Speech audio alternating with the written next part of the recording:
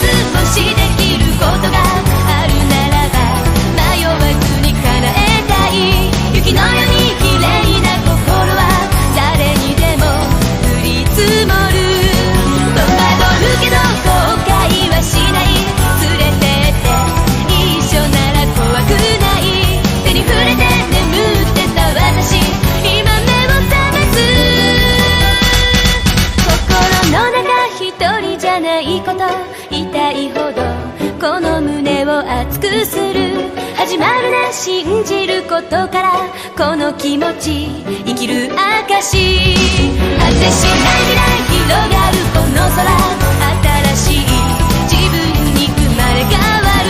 世界中幸せの雪を降らせてみせるよ。その手つないで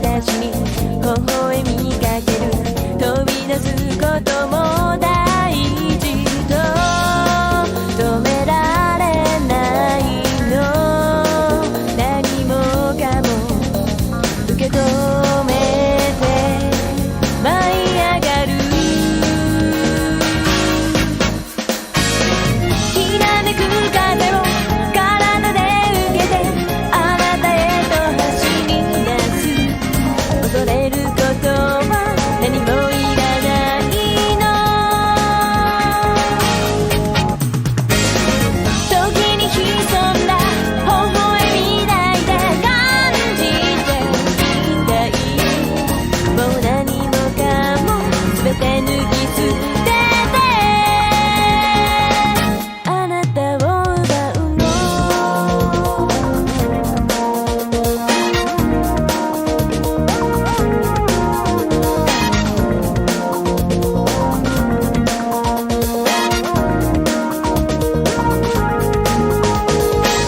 傷つくたびに何も見えずに心に偽り抱いて時の速さに身動き取れず全てを閉ざしてたけどあなたに触れたその時に何もかも溢れ出す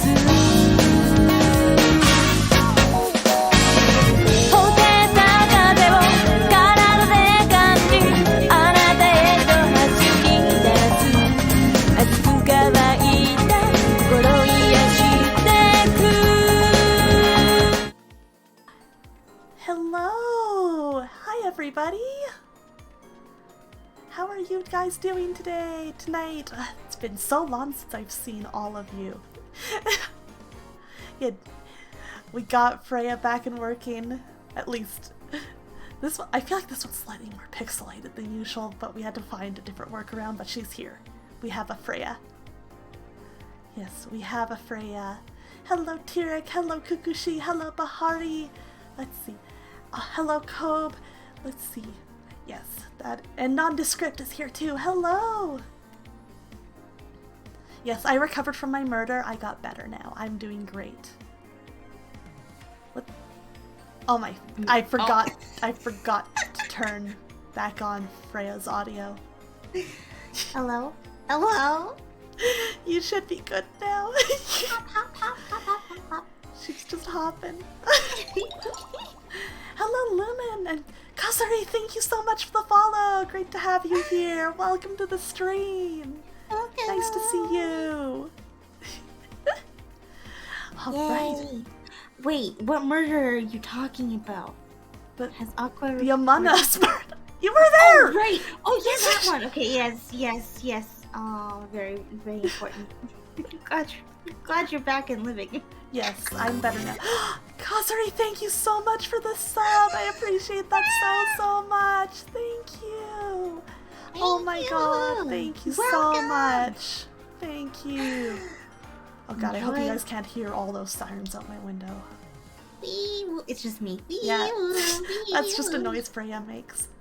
Yeah.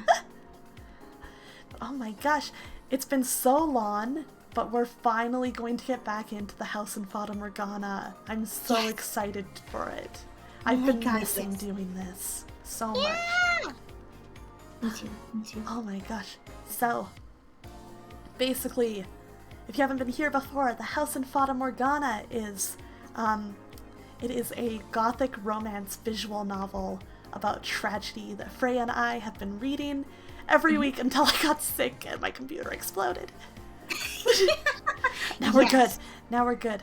So, obviously it's a very story-heavy game, so we thought it would be every week we do, recaps was the word I was looking for. Recaps of what's happened in the story so far, and, we figured since it's been a while, we'll try and do a pretty decent recap for tonight of, kind of everything that's happened so far, at least the major beats of it, if not all the details.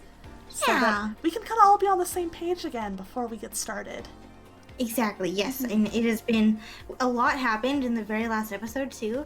And like we're heading towards the major plot twist stuff.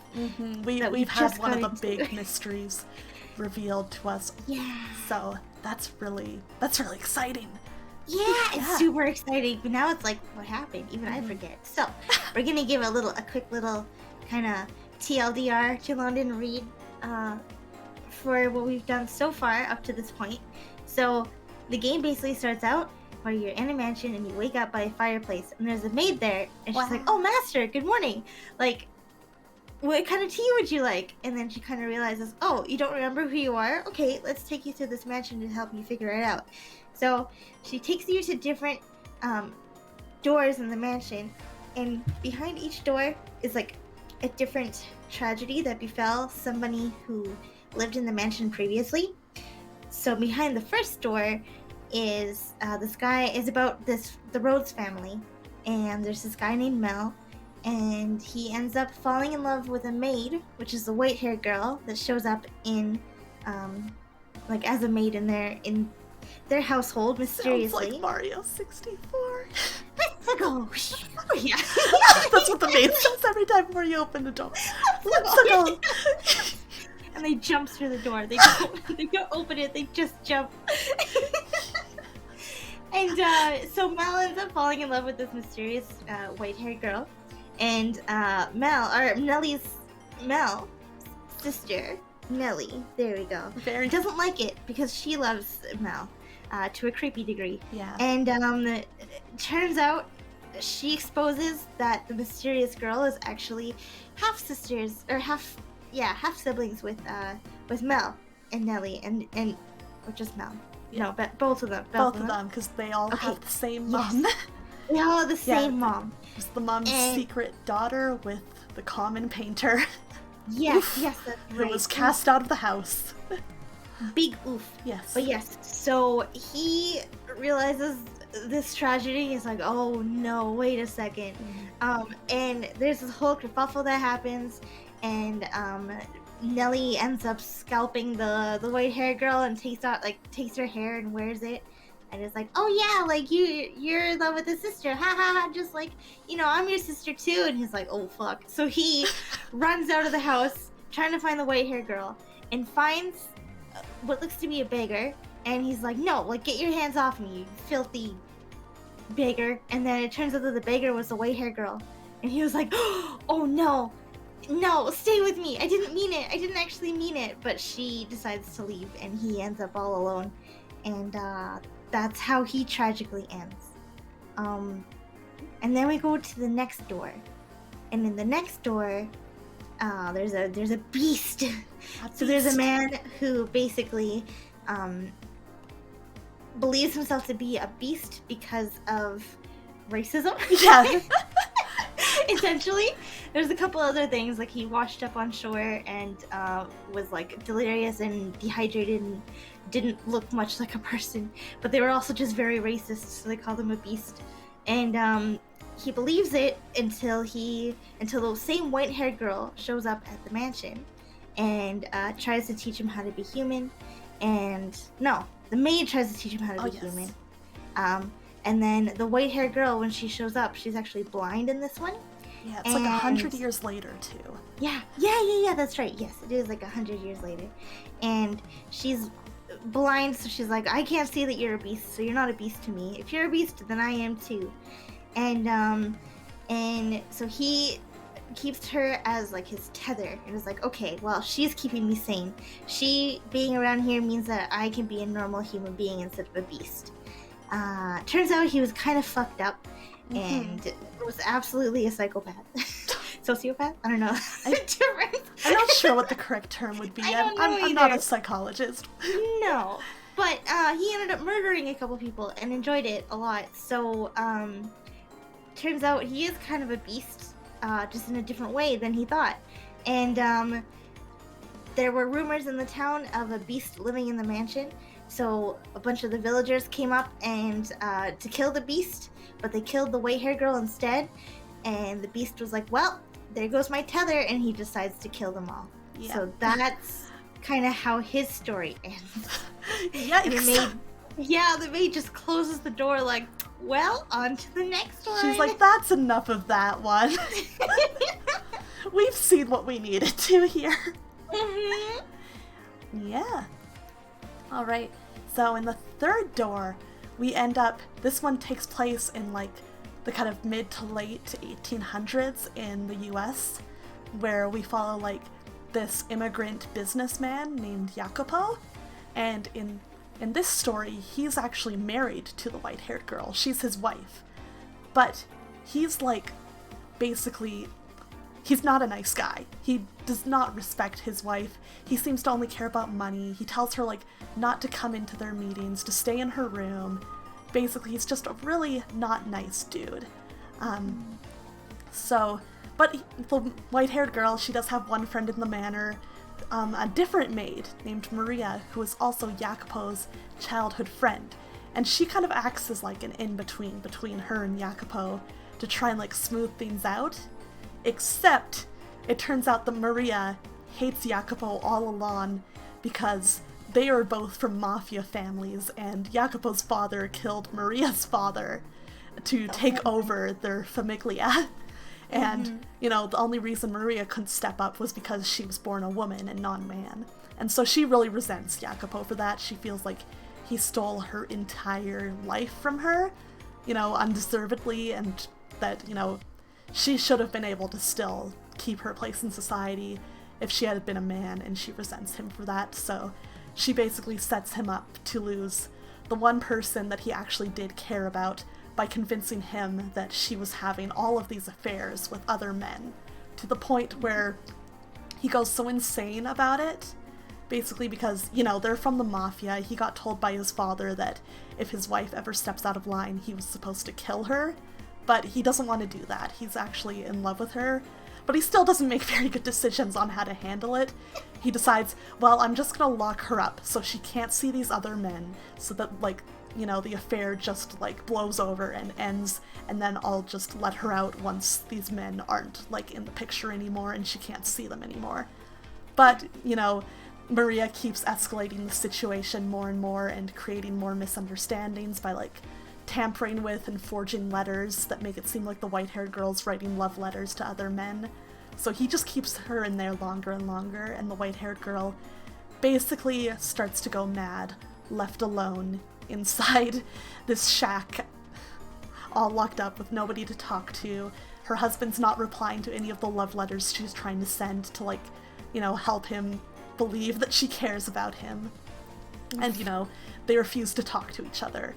So, eventually, he decides he's going to let her out on the day of the big railroad that he's been helping fund is finished, but the date got changed. Maria did not communicate that, so the white-haired girl leaves the mansion. She escapes, never to be seen again. It's implied she may have killed herself off screen, or just died, and he spends his whole life alone and searching for her. Oh, so sad. So, yeah, it's very intense. Yeah, the maid is basically taking us around the mansion, being like, okay, well, maybe your soul belongs to one of the people behind this mansion. So she keeps showing us the past of these people to see if, does this jog your memory at all? Is this you? No? Okay, moving on.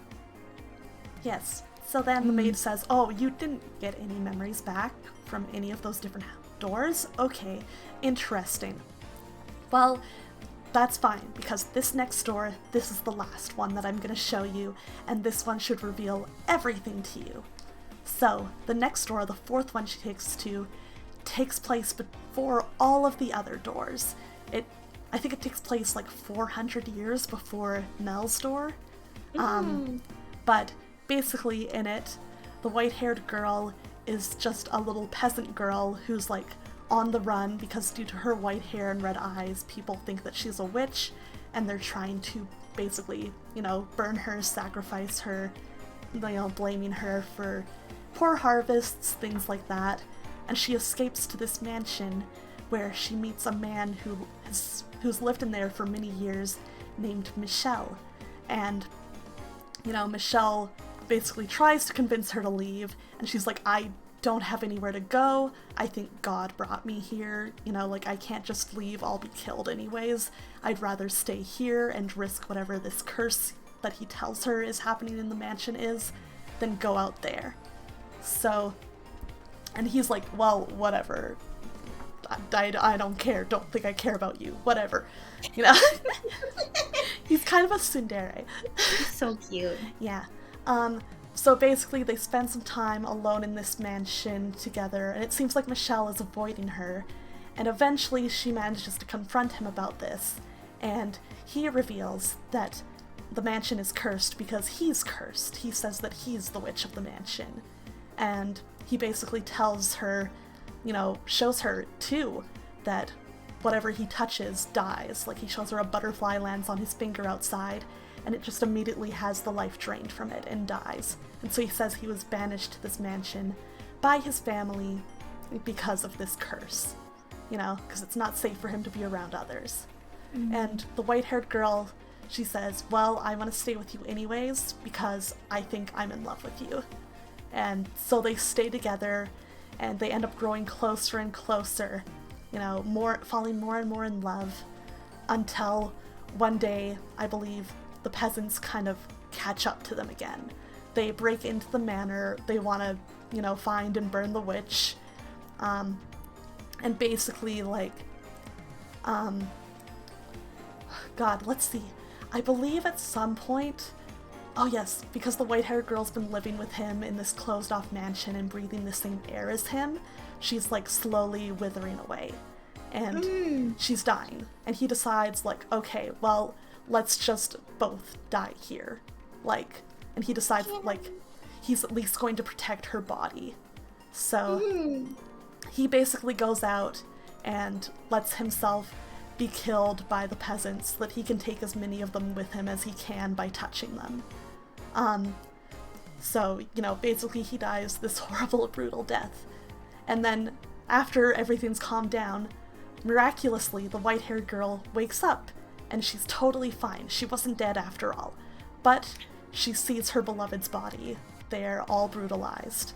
And there's a witch that speaks to her and offers her a deal that the witch can basically have her be reconstructed, which is different than being reborn. Reconstructed is like she will be reborn as the same person throughout all of history, rather than being reborn as a new person, so that she can find Michelle again one day and be with him again, and hopefully not have their romance end in tragedy, which the white-haired girl agrees to, and she kills herself to, you know, start her search over.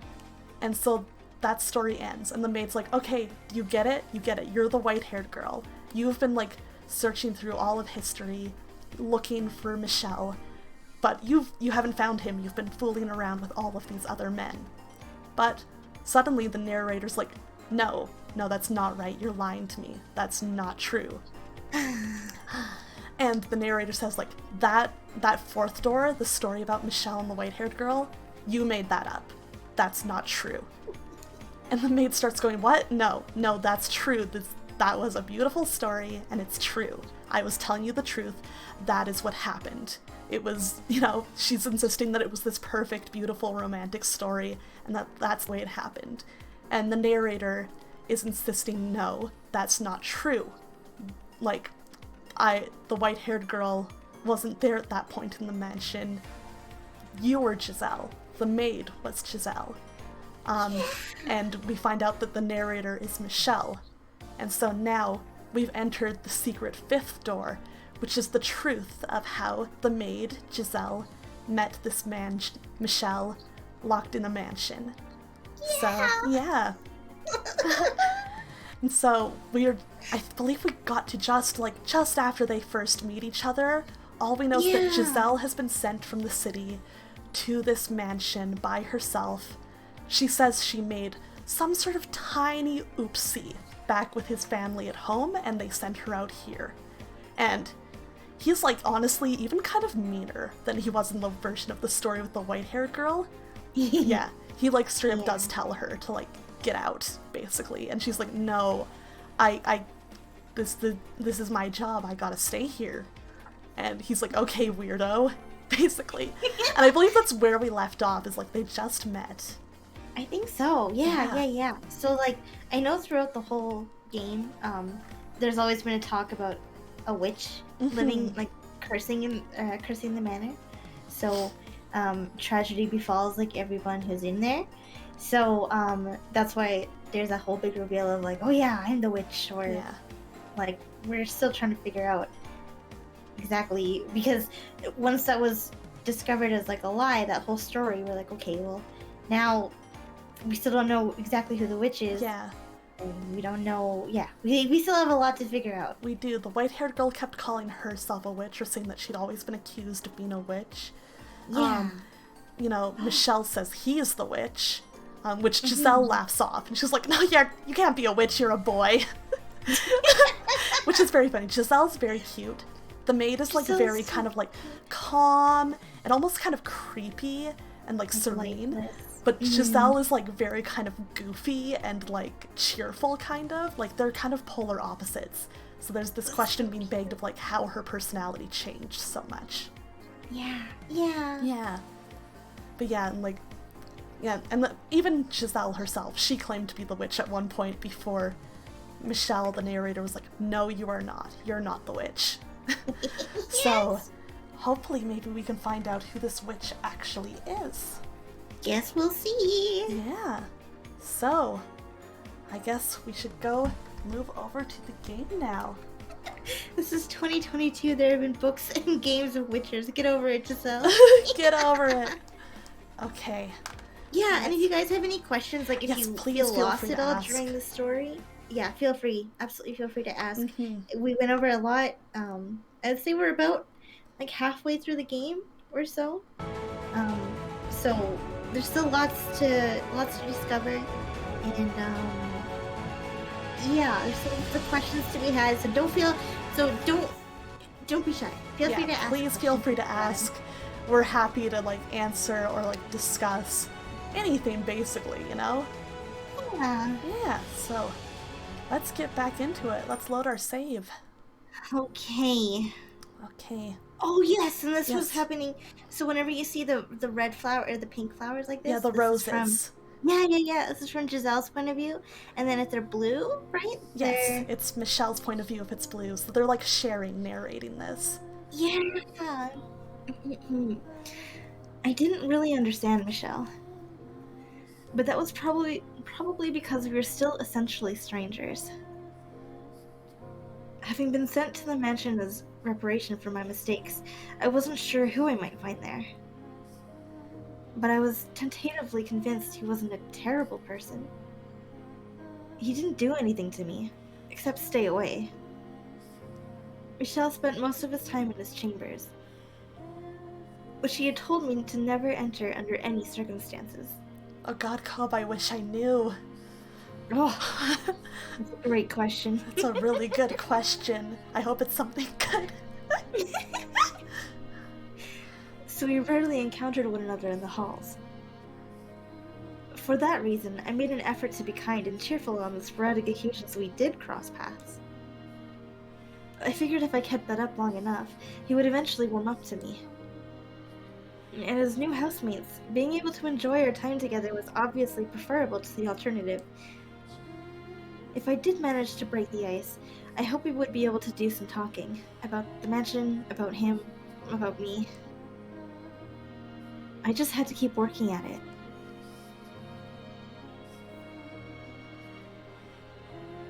Michelle didn't need me to take care of him. He handled his own day-to-day needs and activities by himself, and in fact, he didn't ask me for anything. As an aristocrat who had no use for his servant, I hadn't met anyone like him before. Alright then. That meant about all I could do was clean. I wasn't sure how his room looked, but the rest of the house was, quite frankly, an absolute disaster. The dust was so heavy it was obvious it hadn't been touched in years. Let's get started. It couldn't be healthy to live in these conditions, so I set out to clean each room in the house one by one. I mean, it worked for Sophie and Hal. Yeah, right? It was no problem for them. Uh-huh. That said, it wasn't going to be an easy task. Not because I was bad at cleaning. In fact, I considered myself quite good at it. But because it was near impossible to find all the dust and grime that needed cleaning under the flickering light of a candle. I can't understand how anyone sane can live in this dark. What's wrong with him? Maybe he's actually a vampire. Oh god, wouldn't that be something? I love her. I can see it now, him sneaking out every night to suck the blood of pretty girls. Priceless! That means I'm in trouble. Look at me, this one-woman comedy show here. Yep. If I am able to get him to warm up to me, though, maybe that'll give me a little more room to make some changes. Like opening some windows. No light and no fresh air. No thank you. Anyway, I set the candlestick down, pulled over a chair to stand on, and started wiping down the shelf. The chair's legs seemed to be uneven, as it wobbled slightly beneath me. Oh, this gives me anxiety! Oh, I know. Scary. Right? So many books. I wonder, do they all belong to him? I knew parchment was expensive, so it was rather astonishing seeing this many stacks of it in one place. There were even some books with bulky, extravagantly decorated covers. He does come from an esteemed family. I'd spent enough time at his family's home. It was a constant bustle of servants and guests. The exact opposite of what this mansion was like. Why had he left his home? What had he done to be sent all the way out here to this remote mansion with a less than savory reputation? I need to be careful not to overstep my bounds. I am a servant now. A servant. But once the thought had crossed my mind, I couldn't get it out. I'd always had a bad tendency to chase my curiosities as soon as they struck, pushing to scratch the itch no matter how much my actions annoyed others. The music is really good and atmospheric. Also, in my region Saturdays, it is barbecue ribs. Ooh, yum. Mom, where's mine? Yeah, give us some ribs. That sounds yummy. Let's have a little snack while we read. Mm-hmm. I couldn't do that here, though. I was simply a servant, and if I got on Michelle's bad side, I risked getting thrown out. Kokoshi, thank you for the sub! Don't act surprised! Thank you. Aw, that's so nice. Garlic, you're a sub now. Congrats. I hope you enjoy your emotes and everything. Yeah! I wonder what kind of books he's got in here. So I attempted to distract myself. I grabbed one of the books and attempted to pull it out. What? But the strings binding the parchments must have gotten tangled at the back. In what place is a rib a snack? I don't know. It's like when the craft dinner box says 4 servings and then I eat it all in a sitting. It's like that. Yeah, exactly! Yeah. I'm glad it's not just me! Whoa! Because the books on either side tilted back with it. Ah! Yeah, apparently it says like serving size 4 on the box, I'm pretty sure. Like, that's a kid-sized serving. And then the entire row came crashing down on top of me. Ow! Oh, for cripe's sake! I had fallen off the chair, and a downpour of books was still coming down on me. A mountain of dust with it. Seriously? What are you doing? What? God, he's so pretty. He is! Wow. Suddenly, Michelle was there, looking down on me from a little ways away. There was, as usual, not much I could read from his expression, but I could hear a vague trace of exasperation in his voice. I was doing some cleaning, and... Impressive work. I'm usually better than this. It's just so dark. Mistakes should be expected. I really think we should open some windows, Master. Get some light, some air flowing through here. I never asked you to clean anything. You did this entirely yourself. But there's so much dust! I love her.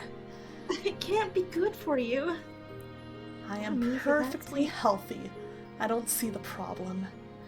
Hi, Hi, Aizen! How are you? Good to see you. Long time no see. Yeah. I hope you're doing well. Hmm. Had he even seen himself? Oh, shots fired. No way someone that skinny was perfectly healthy. You look like you have something to say. You can make out my face in this darkness? Oh, you know. I wanted to be useful, and cleaning is about all I can do here, so, you know. I was sensing something else, but all right. He let out a sigh and stepped over toward the pile of books. Sounds like he needs a couple of boxes of craft dinner. I think so! Oh, I hope And you then- had a good sleep, Aizen. Yeah, me too. And then reached his hand down for me. I suddenly felt a pang of embarrassment about the fact that I was still splayed out on the floor. But I raised my hand up to take his, only for him to pick up a book instead. You could at least help me up. You have legs. He said casually. Or no, he said casually returning the book to the top of the shelf. I'd be so mad. Right? Me too. Maybe I was wrong. Maybe he was a terrible person. This guy. He's lucky he's cute. Right?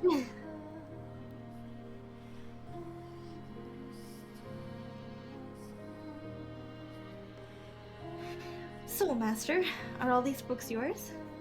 Giselle asked, not a trace of remorse visible on her face, despite having made a mess of the room she was supposedly trying to clean. I gave a curt nod. Really? That's impressive. Must have been hard work getting them all in here, huh? There's got to be 100 books here. You could fill a whole carriage at least. It's like you've got your own personal library. She had been pouting only a few moments earlier, but her smile was back in short order. Her jade eyes were like little balls of curiosity, glittering in the faint candlelight. I was not particularly fond of overly expressive, rather overly curious women. Yes, this chapter changes points of view. So we have blue leaves on the right now instead of pink roses, which shows that it's Michelle's point of view and not Giselle's. Mm-hmm. Did they not care that they trampled uninvited into other people's personal spaces? Or were they not even aware that their actions were invasive? You're so right, Snack. Oh, Sneck gets it. Sneck so gets it. You're so right. It is. Hi, Melly. How are you doing, Melly? I averted my gaze from hers. I receive one roughly every month. Oh, I see. Wait. She turned back toward the shelves. I presumed she understood the implications of what I had just said. Of the fact that there were nearly 100 tomes here, and I received only one a month. Huh. Giselle fell silent. I couldn't blame her if she thought my circumstances, or my family, or my life bizarre. Well, I'm glad to catch you here, Melly. Yay! Yeah! But I didn't care what she thought of me. In fact, it was to my advantage for her to be uncomfortable. I just needed her to stay quiet and keep her nose out of my business. There's more than I thought. I said not to her, but to myself. I had no reason to count the passage of time anymore. Only the book served as a record of how long I had been here. 121! What? There are 121 books. 10 years and 1 month. You were counting? I thought she had just sheepishly gone quiet. What an inscrutable woman. You've been in here in the mansion for that long? All by yourself? The truth was, there had been times where I wasn't alone. But Giselle had no need to know that. Oh? You already know the answer. A look of pity formed in Giselle's eyes. Enough. I never asked for her sympathy. I am here by choice. You mean you weren't banished here? No restraint, this woman. No. I came here of my own volition. I didn't care enough to elaborate, though. Picking another book up off the floor, I brushed the dust off its cover. It was a gaudily decorated tome. That's a very fancy book, isn't it? But apparently, Giselle was unable to take a hint. What's it about? I let out a sigh and opened no page in particular, sticking the book out toward her. She was a servant, and a woman. There was no way she could read. Let's see here. This land is hardly suitable for cultivation. It can only produce over-sour grapes. I would probably get more out of it if I tore down the fields and make it into a market. Sounds like a lord's diary. You can read? I was caught slightly off guard. It was rare for a noble woman to be able to read and write, let alone a servant. Was she truly what she claimed to be? I had someone to teach me. So, is this book any interesting? It's dull, worthless tripe. I can't imagine why anyone thought it was worth binding. Tough crowd. But it's not very often you get to see a lord's diary. I am rather curious about what kinds of things he griped about. Oh, I'm glad we're back then, Tirek. I'm really happy to be doing this again. It's so relaxing. It is. Lord or king, what value was there in another's grumbling? There was no knowledge contained within that book. Just emotions. Unsightly scribbles. And there was nothing more exhausting in this world than being emotional. If you want to read it, be my guest. That wasn't my intention, but alright. Once I've got the whole mansion cleaned, I'll read it. I told you, you don't have to clean. Oh, I've got an idea, Master. If you're interested, maybe we could read together? Did you hear a word I just said? It's dull, worthless tripe. Still, you might see it differently if you read it with someone else. And I'm sure there are some books here you would enjoy, Master. You're wasting your time. What a butt. The suspicion and restraint budding between us was trite and insignificant at that point. She was still smiling, after all. If I had been able to maintain that distance, then perhaps I wouldn't have ended up hurting her. Oh no. Do we still get red text in this chapter? I don't remember. That was the last one. Just the last one? Yeah, just the last one. Mm-hmm. It had been a little under 2 weeks since I had moved in with Michelle. Though we lived in the same house, we rarely saw each other. On unlucky days, I wouldn't see him at all. I wasn't sure if he ate in his room or our schedules were simply misaligned, but we never had any meals together. Perhaps he was deliberately avoiding me. That has to be it. I know servant and master don't usually eat at the same table, but even so, he could be a little less obvious about it. Am I really that much of a nuisance? I'm not doing anything inappropriate, am I? I'm being pleasant and sociable, aren't I? I haven't given him any reason to not like me, I think. I hope. He'd never been very enthusiastic about my staying here, but I hadn't been given a choice. I had been sent here by his family. Besides... No. Out with the negative thoughts. Gotta stay positive. Yeah, he hasn't tried to chase me out yet. I just haven't broken the ice. I had to stay positive. optimistic, happy thoughts, and be myself. As long as I kept working at it with enough time, Michelle would surely come around and not be so distant. I've got a goal, so let's get to work. First, I make supper, and then I ask him to have it with me. Gotta be proactive when it comes to the reclusive types. It's just like, I have this training from before. I know how to deal with these types of tsundere. That's what happens when you work in customer service. That's true. Alright, here goes. Oh, here would go. But we're almost out of supplies.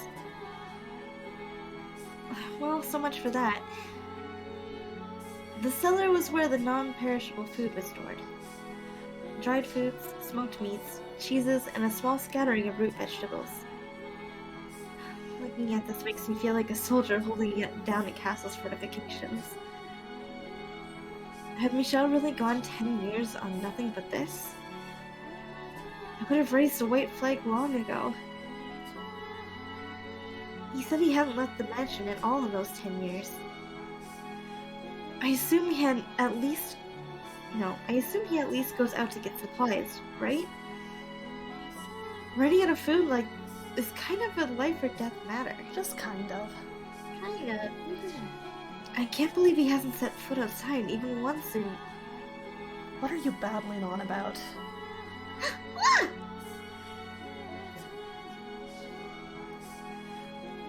Oh no, he overheard me. I assumed you were talking to someone. Huh? Does anyone else live here, Master? I haven't seen anyone. It is just the two of us. Alive, anyway. You mean there are ghosts? Something of the sort. There you go again with the jokes. I'm not a child. You're not going to trick me like that. Come on, Michelle. Yeah, come on, Michelle. There are adults who believe in such things. I suppose. But I don't really believe in ghosts or demons or curses or any of that. The church just tries to convince people they're real so they can squeeze more money out of them. Am I going to have to turn you over to the church, you blasphemer? No! I pray every day, honest. I don't particularly care either way.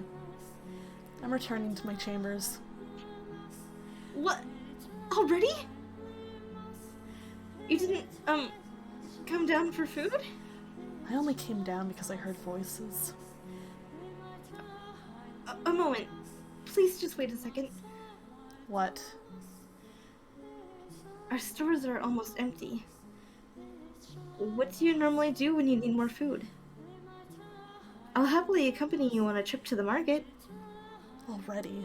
That was fast. There are two of us.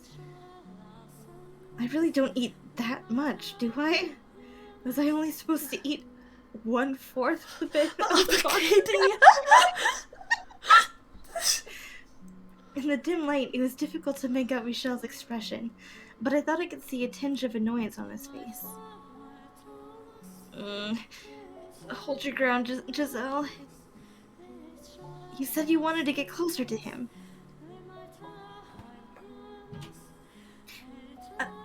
Is that a parsnip? Michelle was holding a tangled ball of roots. The reason I asked was because the parsnip looked like it was on the verge of total decomposition. See? There's still food. He then handed it to me. Wait! You want to eat that? It's clearly seen better days. You're going to get sick? Or are you telling me you can survive on rotten vegetables? Of course I won't eat it. I just figured you were hardy enough to survive. What do you think I am? No, he is definitely a jerk. Or that the resulting diarrhea might reduce your appetite. You're kidding, right? You can't be serious. I'd throw the parsnip in his face. I would do too. Anyway, we should bury that outside. Then we can go purchase fresh supplies. I told you I don't go outside. Then how do you... Huh? A visitor? Who could it be? Knock, knock, knock, knock. Perfect timing. It's me, your boy. Your boy? Which boy? I don't know. You're a Boy servant. Jacobo. Boy Jacobo! That's such a Your boy. And he's introduced himself as your boy? Yeah. Oh my god. I'm so glad. Shinichi-san, hello! Oh man. You're welcome. Oh, Thancred's getting there. Soon we'll choose him. Great. You're a servant. Make yourself useful and go retrieve the package. If it's not a delivery, but a wanderer, chase them off. What? Package? Master? Later. Hold on a second. I'm out, he said. What are you talking about? He's gone. What kind of delivery is he expecting? Just stood there, unmoving, veiled in shadow. He glanced over at me, then threw his gaze to the front door. At his command, I raised the bar, pulling open the door.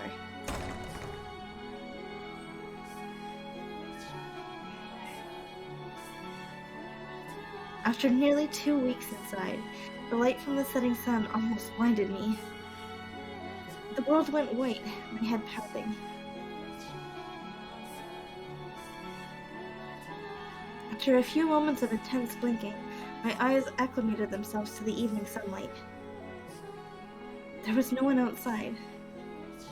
Only a crate, easily large enough to fit a child. Is this the package? Master? I turned back to face Michel, but he wouldn't meet my eyes. Though it seemed more like he was avoiding looking at the light than at me. He's starting to seem more and more like a vampire. Not that I believe in vampires, of course. Regardless, I pray there's something bad in here. That's heavy. Master, could I get some help? Gee, thanks. I am a servant, admittedly, but this is a lot to ask of just one girl. A little help would sure be nice. Once it's inside, close and bar the door. He said dispassionately, his head still turned toward the darkness. As you wish, Master. Yeah, that was a really pretty background. It was. Once the door was shut, I found myself sucked back into a world of darkness. It hadn't even been 2 weeks, but the lack of light was beginning to become my normal. The outside world growing further and further away. Being holed up in here is definitely not good for me. I should go for a walk sometime. Maybe plant some flowers or vegetables. Yeah, I like that idea. Maybe I can grow that old tangle of roots into some fresh parsnip. What else do we have to plant? It'd be great if there were some flower seeds. What are you doing? Open the box, now. As you wish, Master. Oh, there's food inside? In the box was a burlap sack filled with berries, root vegetables, and smoked meats, as well as an assortment of bread, fruits, and wine. Aside from the fruit and bread, everything else was the same as what Michel kept in the cellar. And buried beneath the burlap sack was a single book. One book a month. He really hasn't gone outside in 10 years. It appears you've begun to grasp the situation. Yeah. But why? This was delivered by someone from your house, Master, wasn't it? A Oh, jeez, servant. Oh, you good? my stool. Oh I no! keep hitting my stool! Oh no! For goodness. A servant, I assume. Why would they leave without saying anything? No one wants to talk to a cursed man. In the past, they would occasionally check in on me, but that hasn't happened recently. They think you're cursed? Ah, right. You don't believe in curses. Then come up with your own explanation. An excuse for them to want to stay away from me. That, for example, I killed someone. Or maybe that I'm insane. His little face changed. I couldn't. Regardless, I am not normal. I'm a weirdo. I'm a weirdo. I'm a freak. Bring the food down to the cellar. The book to the library. You are, of course, free to refuse and run back off into the woods. I'll do it. All right. Then you take care of that. Oh, it's the Anya smirk.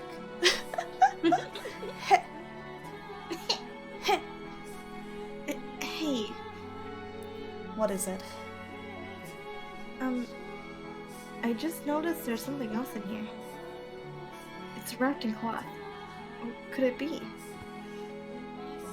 Oh, a painting! For you to hang up somewhere in the house, I presume? It's so dark I can't see it very well, but I'm sure it's... Don't touch that. What? Michelle, who had kept his distance from me until that point, suddenly marched over and ripped the painting from my grasp. Master? His face was twisted into a look I had never seen him make before. Was it indignation? Disgust? Hatred? Panic? I couldn't tell, but there was more than enough negative pressure to cause me to flinch back. Is that painting perhaps, something important? A landscape painting. He muttered under his breath, the tension melting away from his face. I was left looking at his usual blank, impenetrable expression. But his eyes were still fixated on the picture, staring at it unblinkingly. Why a landscape painting? Some kind of passive-aggressive message? It's not of anywhere nearby. Did they travel somewhere? Well, it's not of that girl, so that's an improvement. Master? Oh, you're still here? Still here? Of course I'm still here. Who do you think you asked to take care of the package? What's with you? Just running over and snatching the painting from me? You scared me! Could you maybe explain yourself? What's so special about that painting? I don't believe that's any of your business. None of my... Of course it is! You ripped it out of my hands like I was some kind of thief. I have a right to know what that was all about. And maybe an apology while you're at it. You told me to open the box, so I did. Then all of a sudden you're angry. We are not equals. Do not mistake yourself for my friend. You have a right to know. You have no such thing. You don't have to be rude. I'll say it again. Leave if you don't like it here. I never asked for you to be here. That was your wish. My wish? Are you out of your mind? I never asked for this. I never wished for it. Who in their right mind would want to be sent to some house in the middle of nowhere? Who would ever want to go through that? No. Calm down, Giselle. You can't get angry. You're right. That is what I wanted. But I never wanted to make you mad, or for us to argue like this. I just wanted to get to know you better, to get closer to you. I mean, it would make things smoother for the both of us. It would make living together more enjoyable for us. Listen carefully. This is very important for you to understand. Do not try to involve yourself with me. Do not go probing around for information. And if you can't do that, leave. I completely shut out. The glare he was giving me and the standoffish aura he was emanating were reflected in his tone of voice. Why? Why did he try to push me away like that? Oof. Oof. Oofies. Oofa doofa. Oofa. Oofa doofa.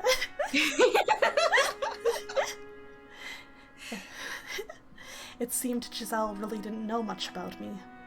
Despite being sent here from my house, she was unaware of the monthly deliveries, as well as the reason why I lived in the mansion all by myself.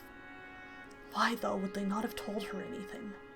Why had she been sent here left completely in the dark? Giselle looked up at me, fear and bewilderment in her eyes, though I thought I could see a glint of suspicion beneath it all. Like her true feelings were bubbling to the surface.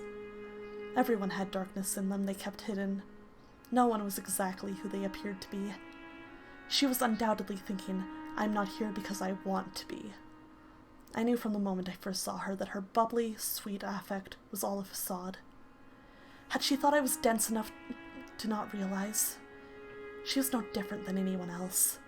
What I didn't understand, though, was why she refused to leave no matter how hard I pushed. What was she hiding beneath that innocent-looking face? What was she thinking? What did she carry on her shoulders? Everyone is hiding something. Aww. Deceiving those around them. I had to figure out what she really was. May I ask you something? Yes? On the day you arrived, you said you made a teeny tiny mistake while working at my family's house. Ooh. Tell me about that. What did you do at the Bollinger estate? In that moment, brief though it was, her disposition wavered. Fear. Terror? No, perhaps anger? I couldn't tell. Spill the goods! Nevertheless, it was abundantly clear that this was a subject she had no interest in me breaching. And so she had borne her feigns. The smile she donned now was visibly forced. It's nothing you need concern yourself with, Master. I promise, it was an insignificant little thing. She couldn't say. Why couldn't she tell me? What had she done there? What did this woman know about that house? What did she know about me? What was concealed beneath that smile of hers? I am the master of this house, and you are a servant, and still you refuse to tell me. Like I said, it's nothing. There's no reason to bother you. It was a mere servant's personal blunders, Master. What are you hiding? I am not hiding anything. Then you should be able to tell me exactly what you did at the Bollinger estate. Like I said, Tell me. Tell me. You won't tell me a thing about yourself, and yet you demand others tell them about... Hold on. She's really No, upset. yeah, that's right. You won't tell me a thing about yourself, and yet you demand others tell you about themselves. Here you are, practically threatening me. Demanding I tell you something I don't want to talk about. And yet you still haven't told me anything about the painting. Hello, Asterism, how are you? Oh, so I was right. You do have something to hide. How many times must I repeat myself? We are not equals. I don't care if it's insignificant or something you don't want to talk about. What? I'm ordering you to tell me. Oh. A trifling blunder would not get someone sent to live with a cursed man in a house spoken of so unfavorably. Whatever she had done at the Bollenshire estate, that had something to do with why she was here. If she truly hadn't done anything, then she had something to gain from this place. Or possibly from me. And if that was the case, I had to get her to talk. Hi, Star. Good to see you. Yeah. I hope you're doing well tonight. Yeah. Don't make me. Giselle's eyes were open wide. I recognized the look she was giving me. I knew very well what that gaze meant. Oh god, you're an abomination. I don't know if I said that, but... It was the same as them. Ah! Why bonk? Why bonk? Ow! Ow! Fear, contempt, revulsion, repulsion. The way she acted, the way she spoke, it was exactly the same. You're no different. You bonked me instead of Michelle, I see. I understand. Valid. Very valid. I would bonk you too. Mhm. I made her uncomfortable. I made her afraid. She thought I was unpleasant. She thought I was despicable. She thought I was an abomination. In a frenzy, I grabbed her by the shoulders, clamping down far more powerfully than I had meant to. Ow! Stop! Her face, contorted in pain, morphed into someone else's. Who was I directing my anger at? Where was this rage being aimed? Who are you calling an abomination? What? Tell me, who? The black fear bubbling up from within me knew no end. The girl, she ridiculed me. She denied my identity with her glare. I couldn't escape from that phantom, that reality. What are... I never called you a... No, get away from me! Get your hands off me! Giselle's scream echoed in the entrance hall, rattling my eardrums.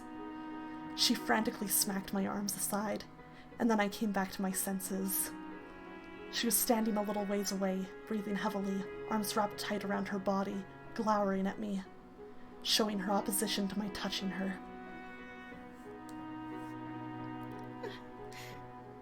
Enlightening. No. You just, you startled me. That's all. Some servant you are, telling your master not to touch you. Right. I have, you know. Shut up, Michelle. Yeah. Oh, he's being such an asshole. I'm allergic to people. It's a very unique condition, I hear. I mean, can you believe that? See, you know how some people get all red and itchy when they touch a dog or cat? It's that, except for people, so...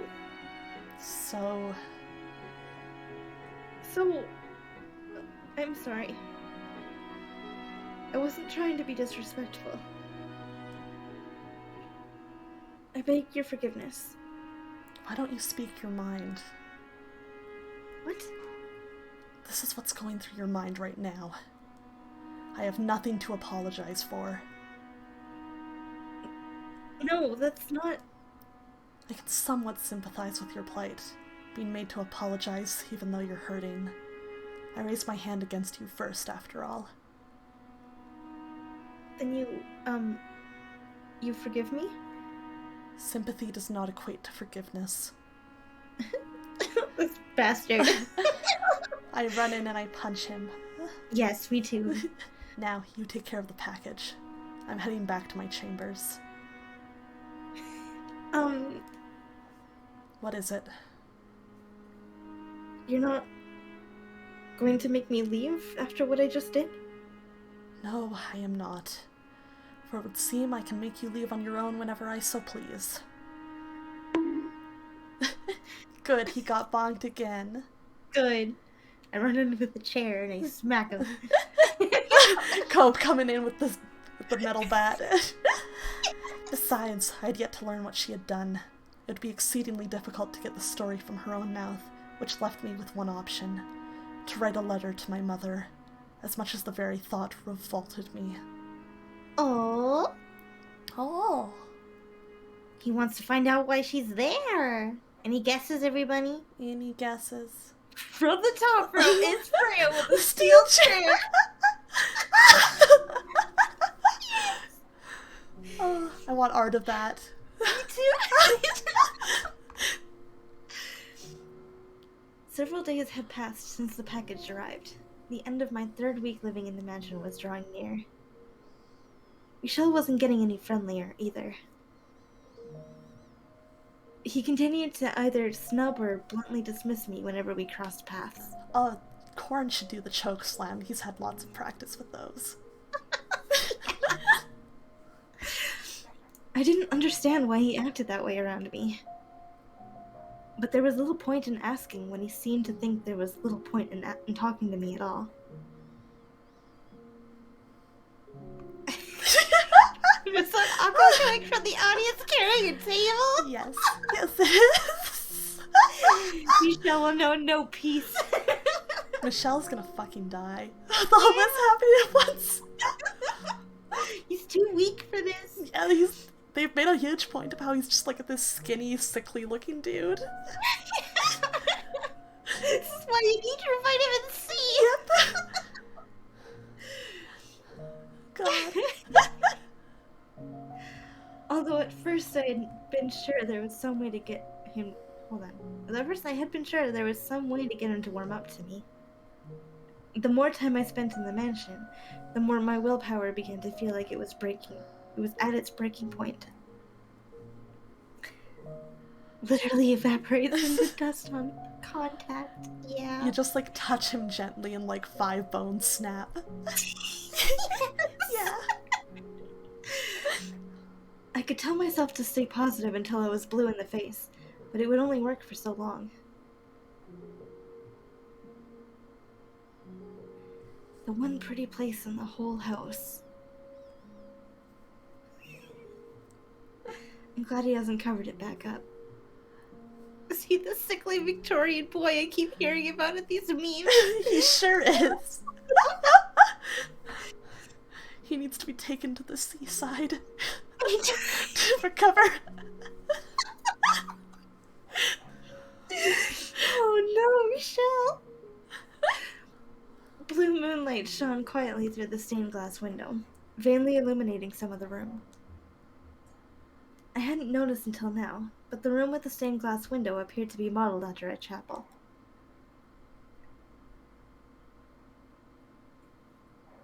Sorry, water. Oh, take your time. Rows of pews faced the window, below which sat what used to be a pulpit. There was very little left of it, though, and an awkward length of silver was mounted to the pupil's front face. What was, I assumed, formerly a cross. Upon further reflection, rather than facing the window, the pew seemed to be pointed at the pulpit, or perhaps the cross hanging on it. Oh, thank you for the thirsty redeemed tea, Rick. Right, I'm gonna have another sip of my bubble tea. Shadow? You have milk tea? Where's mine? I sent it to you. Did you not get it? Oh shit, no, I got It's gonna be warm and like all gross being left out there. No! No! That's your own fault. I wasn't sure why there would be a chapel in a mansion, but I had no one to ask about it. For a house of this size, a statue of Christ or the Virgin Mary seems more appropriate. It's a very well-made chapel at any rate. It's always Freyja's fault, I agree. What the? I doubted Michel had had it built for himself. Freyja, can you name one time when it wasn't your fault? All the time! When? This morning! What happened this morning? I don't know! But it wasn't my fault! That really sounds like you have something to hide. Okay, Michelle. God, that is an exchange they could have. There would be no reason for him to cover the window if that were the case.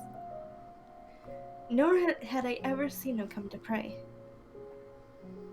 He doesn't seem like one to believe in God. God. I'm not even sure if God really existed, then surely the world would be a much more pleasant, peaceful place. No unfair disparities in money or power. No senseless misfortune. I certainly wouldn't have found myself here, either. But God was evidently quite fond of giving mankind trials, so he would probably tell me with a straight face that this was one too. Or perhaps we simply had a false impression of him, and he didn't actually give us anything. He merely sat back and watched from wherever far, far away. It wasn't his job to bring peace to the world or ensure our laws were fair. That was all mankind's responsibility. What is God? What are angels? I have no idea. Maybe the Bible has answers. Why should I pray to someone so far away? How do I know my prayer is even getting there? But still, it's not like I have any other options. Oh, Giselle.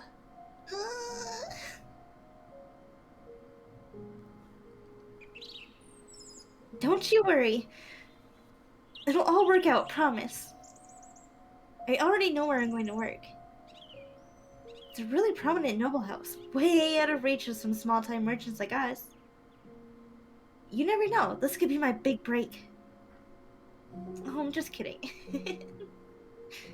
Don't look so worried. I'll be just fine, honestly. I'll make enough money for us to get back on our feet. Oh, for goodness sake, I can handle it. Leave everything to me. You just wait. I'll make our family into something you can be proud of. I'll be fine. Yeah. Say bye to Mom for me. I probably won't be home for a while. What? You're afraid I'm going to make some careless mistake? I'm not that airheaded. I can be a refined and elegant young lady. Those nobles won't even know what to believe anymore. If you don't believe me, how about I give you a little taste? Ahem. How are you doing this fine morning, Master? Your morning beverage is ready, prepared with the utmost of care. See? How about that? Not bad, huh? What? You really think it sounded forced? I love Giselle. She's so cute. I was the daughter of a merchant who ran a shop on the capital's main street. My father had passed away in a plague, so it was just me, my mother, and my older sister. It would be a lie to say business was doing well. We struggled to squeak by day to day after taxes. But we couldn't just abandon the shop and leave the capital either. So we tried to make the best of what we were able to take in between the three of us. Then, my sister fell in love with a moderately well-off aristocrat. Both my mom and I were supportive of her in her desire to marry.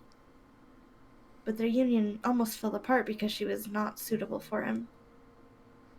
Merchants were hardly the lowest class. What we lacked, instead, was wealth. We needed another source of money, beyond what the shop took in. If only we had money, my sister could get married. If only we had money, my mom wouldn't have to work so hard. If only we had money. It was then that someone from the distinguished Bollinger estate approached me. He said they were in need of Abigails and would love to have me. He said that if I agreed to work for them, the Bollinger estate would take care of my family. Generally speaking, noble houses took Abigails from other low-ranked noble houses. It was unthinkable for someone of my status to receive such an offer. So I took it as a once-in-a-lifetime chance and accepted the offer. Hello, Na. No, hello! Aw, nice to see you here. Yeah. Hope you're doing well. I just pray that nothing bad happens to my sister. And that Mom is getting enough money to live comfortably. That's all I can do. They're nobility.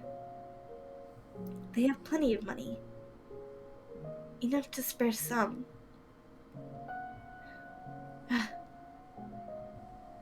The light shining through the stained glass window began to grow murky, fading into blackness. It felt like a message from on high that no, my prayers would not be answered. The bluish white illumination shining down on me disappeared as clouds blocked the moon. Oh, come on. You don't even want to look at a sullied woman like me? Oh, for heaven's sake. I never asked to end up like this. I'm so upset! Aw. Oh, you had a crazy day at work. Aw, I hope you at least get some good time to rest now. Yeah, you get emotes. Yeah. Their nobility. They have plenty of money. Enough to spare some. Oh, come on. You don't even want to look at a sullied woman like me? Oh, for heaven's sake. I never asked to end up like this. Giselle was sitting at one of the pews in the room with the stained glass window. Just looking at her, you might have thought she was offering a prayer, but the words coming from her mouth were anything but prayerful. They were filled with resentment. They have plenty of money, a sullied woman, and then I never asked to end up like this. So this is what's beneath that facade. Most likely, money's what she's after. All I need to do now is confirm my suspicions with them. Just what awful secrets will I uncover? I gave Giselle, sitting in the pew with her head drooped, a cursory glance before leaving the chapel. I had somewhere else to be.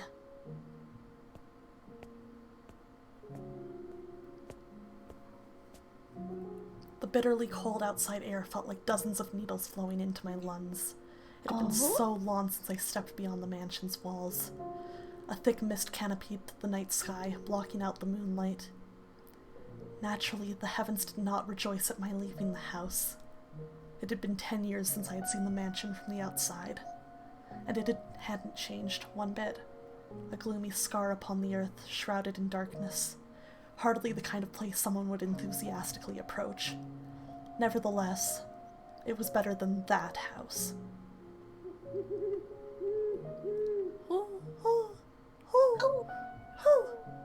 Who's your boy? Yes?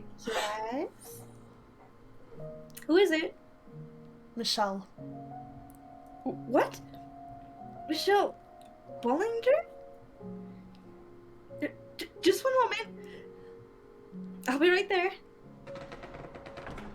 Come in. Thank you for joining in, Lumen. It's a humble abode, but make yourself at home.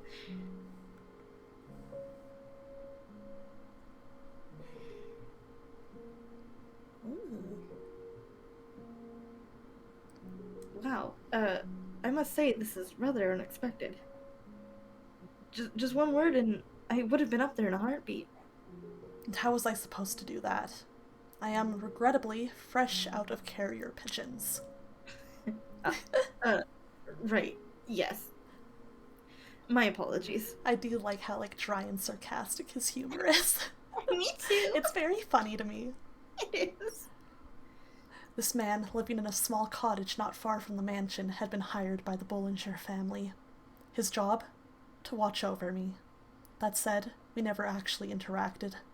He was tasked with keeping track of whether I was still alive and whether I remained in the mansion. The monthly package from my family was delivered to him, which he then passed on to me. It was insipidly convoluted, but it was indicative of how much they wanted to avoid anyone learning about me. Oof. Well then, what can I do for you? The manservant was visibly rattled, afraid too, but not because of the difference in our social ranks. I had a pretty good idea what he had been told about me. He was afraid of me, or more specifically, my curse. People fear that which they cannot comprehend. Not just children, adults as well. They fear demons, witches, and curses, anything impure or not of this world. But I had long since gotten used to being viewed as such. It didn't sadden me, it didn't disappoint me, it didn't pain me. Some things were too foolish to concern yourself over. Though it certainly doesn't make me feel good either. I was on some level annoyed. That woman's appearance at the mansion had created ripples in my once tranquil life. So before I got into the real reason for my visit, I decided to take out a bit of my frustration. Raise your head. There's no need to be afraid. I don't know what you've been told, but I promise I don't bite. How rude of me. You're right. My sincerest apologies. Your job is to keep watch over me. If the mere sight of me has you trembling. What will you do if I try to run? I would have little trouble escaping. That would be quite unfortunate. Would I ever tell your mother? I'm not sure that would end well at all. You could lose everything you've been paid so far. In fact, you might be lucky to get out with your life. Surely your mother would not... You are aware of who you're dealing with, right? Michelle, the cursed youngest son of the Bollinger family, who made a pact with the devil. I don't need a blade to take your life. You wouldn't even make it back to report anything. Have mercy, Lord Michelle. Please do not leave the mansion. Please spare me.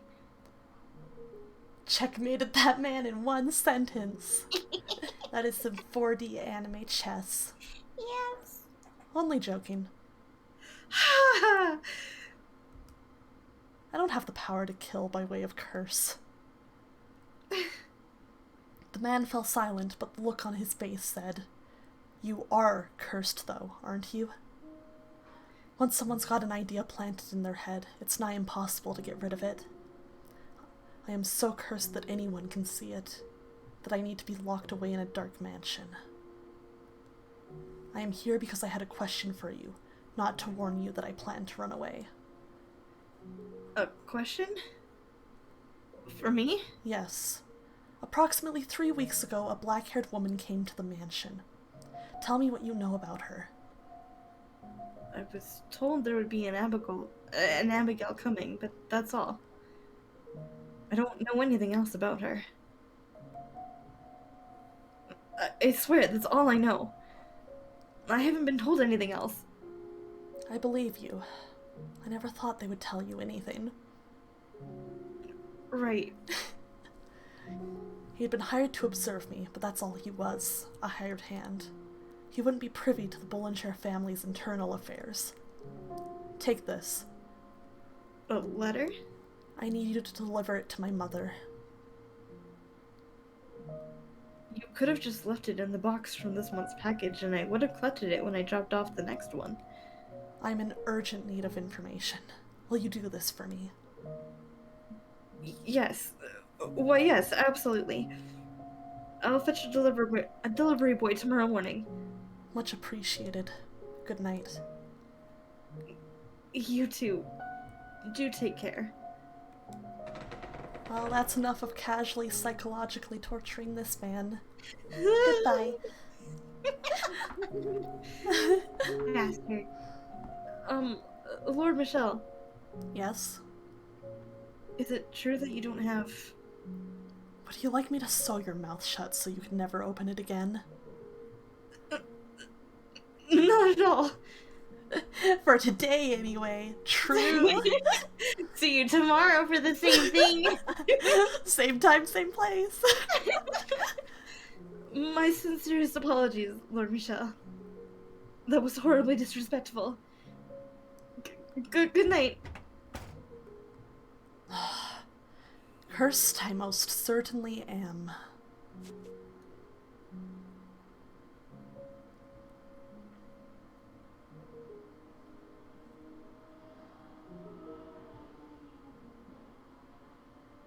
My mother's response arrived just 10 days later.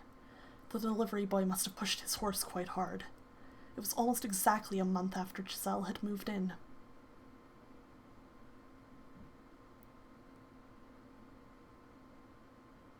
And shortly thereafter, on a bone-chilling night, everything came crashing down.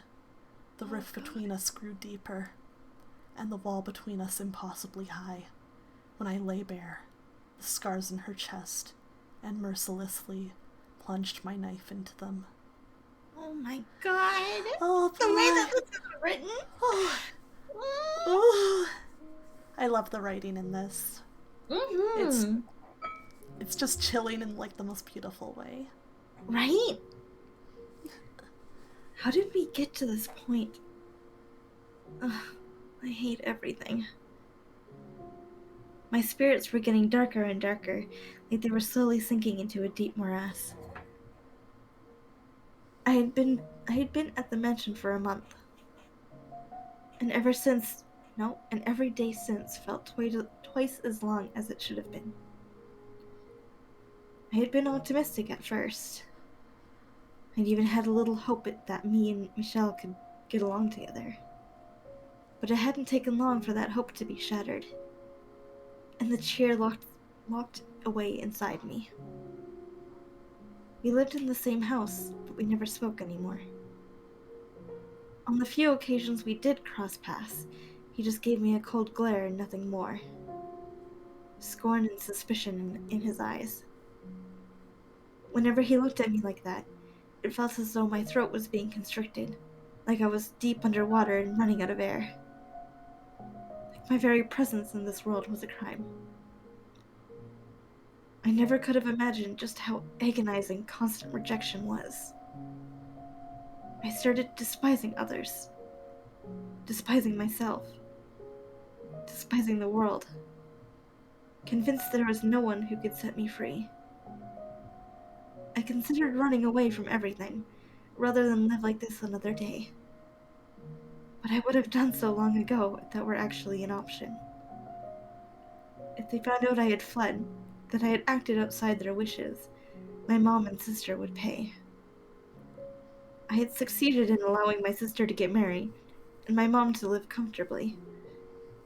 I had given them happiness. I couldn't take that away from them again. Not after what I had to go through to do it. No, cut that out. Getting way too depressing, Giselle. Pull yourself together. That's not who you are. Be positive. The negativity didn't only come from my interactions with Michelle either.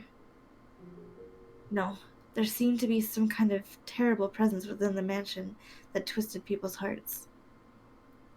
The mansion was, in fact, a bit of a local legend, which I had been informed about before being sent here. People claimed it was cursed, and that an evil witch had lived in it for many, many years. Michelle joked that he was the witch, but I didn't believe him. I'm not usually one to believe in magic or curses at all. But being here so long, I can't help but wonder. Anyway, things can't go on like this. If I was to remain in this house, the situation needed to improve a lot. I was going to lose my mind if things kept up as they were. I was ready to give up once, but I'm going to try closing the distance between us again. If I could get him to open up even the teensiest bit, then maybe that would make living here just a little easier. I hope so. Me too. Oh, Giselle. Giselle. I wasn't going to try to make us best friends or anything. Just repair our relationship enough that being around each other wasn't torturous. I've got my work cut out for me. How do I even begin that conversation? Heck, what is that conversation even going to be about? Maybe I should hold off, do it another day. I've been here with this anxiety. No, just get it over with. I've made up my mind to do this, so I should get to it quickly. You go, girl. You can do it. Yeah, get it! The longer I wait, the worse things are going to happen. The worse things are going to get. And eventually, there won't be any fixing anything. We need to talk. We need to be in the same room for more than 10 seconds, and we need to get to know each other. He needs to know that he's not the reason I have something to hide. Okay. Let's do this. I made my way to Michelle's chambers, which she had told me to stay away from. Good luck, girl. My stride was slow and ponderous, but at the very least I did my best to keep some semblance of a smile on my face. This is one time where I'd really like to have someone to give me a little nudge. Breathe in, breathe out. Okay. Pardon, Master? There's something I'd like to talk to you about. Master? I guess he's not here. The door wasn't locked. As was the rest of the house, his room was shrouded in darkness. The only light came from the candle in my hand. Master? Are you there, Master? I'm nervous. I guess I missed him. I'm a little nervous. I'm a little nervous. It's probably best if I don't stick around for long. He's already got a little less than stellar impression of me. Just a little. Just a little less. Just a little. I don't want to imagine what'll happen if he thinks I've been snooping through his room. Yeah, I should get out of here. I spun around on my heels, taking a step toward the door, when I caught sight of an object draped in a black sheet. She'll be fine. Snack's right. She will be fine. Yeah, definitely. We didn't have an ominous message earlier. We were fine. Yeah, that was fine. It was fine. Yeah. We're fine. I knew I had to get out of there as quickly as possible, but I was intrigued by that object. Something he kept hidden in a room I was forbidden to enter. Maybe it was a clue to discovering Michelle's secrets. I reached my hand down towards the object, knowing good and well I shouldn't. Was it because I wanted to learn more about him? Was it because I wanted to tear down the veil he hid behind? He'll totally understand. Nondescript's Totally. right. Yeah. Totally. 100%. Or was it the whispers of the witch? Psst, psst, psst, psst. Those were the whispers.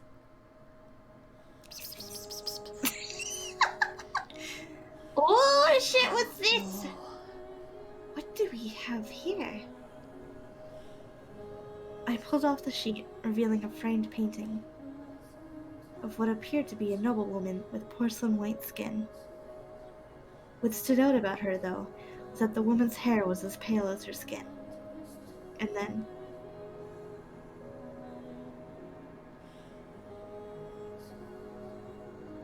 What? I noticed something else.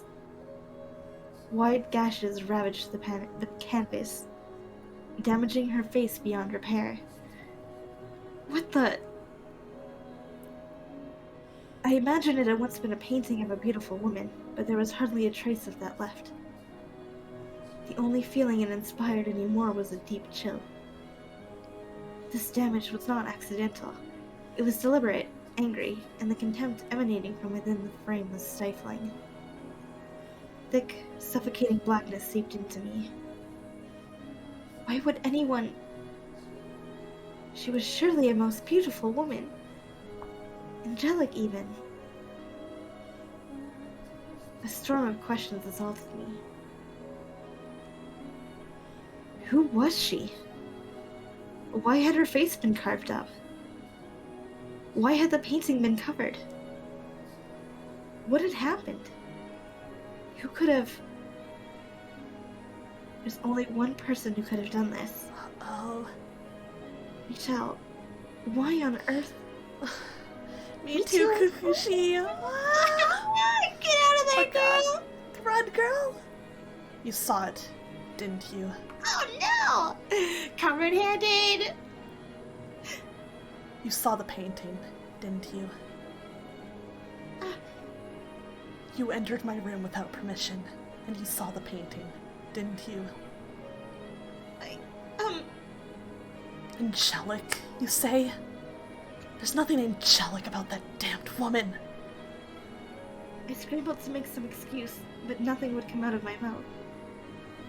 All I could do was tremble.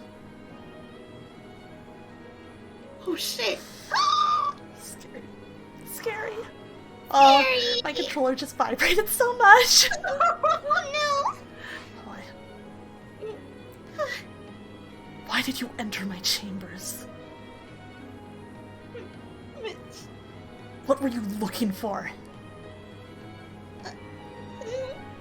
Answer me.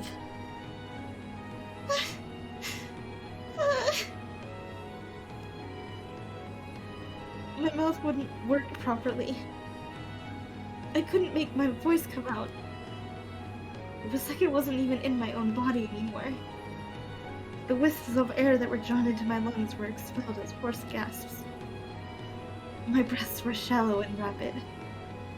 I was inhaling, but I wasn't getting any air. I was terrified. Terrified. Terrified, terrified, terrified. Of his eyes, of his voice, of his feelings, of the knife he was holding up to me. The terrible past I was chained to. The man's voice. The man's very flesh. Terrified me. What were you trying to find, and what were you planning to do with it? Answer me. Another thing you refuse to tell me, then? No, I'm trying. Nothing's coming out of my mouth, though. Everything's so bright. I can't catch my breath. I can't breathe. That's fine, though. You don't have to tell me. I have a pretty good idea. Idea? What do you mean? Money is what brought you to the Bollenshire estate. And it's what brought you to me, too. There are countless people who'd love to see that house fall, and a noble family fears nothing more than disrepute. You were, I presume, approached by someone scheming the Bollenshire's downfall. No. And as it just so happens, the Bollenshires have a very unfortunate secret, one they are quite desperate to keep under wraps. Me.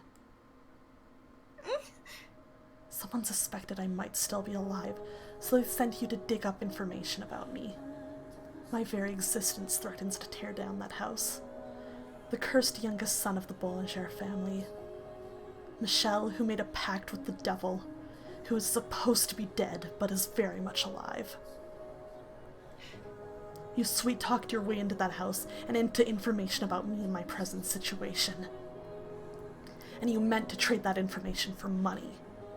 I bet whoever it was put quite a handsome price on it, too. Or maybe the one plotting to ruin the Bollinger family is you. No. No. That's not true. Then enlighten me. Please. Hear me out. I didn't know anything about you. I wasn't sniffing around or trying to bring you harm in any way. Then tell me. If that's not the reason you wormed your way into the Bollenshire estate, and that's not what you're doing here, then tell me what it is. Tell me why you came to this mansion. You want me to tell you about that? No way. That's asking way too much. Tell me. I swear, I haven't done anything wrong. I simply wanted to make our life together a little more comfortable. To bring some warmth to this frigid relationship we have. That's the only reason I wanted to find out more about you. I must assume I'm right then, Giselle. Oh, yeah, see, that's you. I must tell him he's wrong. I must tell him I meant no harm. But I can't say anything. A merchant's daughter became an Abigail at a noble house? Could you come up with a more obvious lie? Your father's the one who... Wait. How does he know that I'm from a merchant family? You look perplexed. I may be imprisoned in this house, not free to move about as I please. But I have my ways. I know everything. Everything? Then he knows about that too. Oh yes, I do know. Please. Don't. In your quest for money, Don't say it.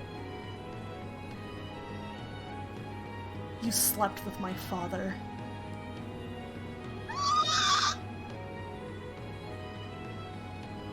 In that moment, Michel plunged his knife into my heart.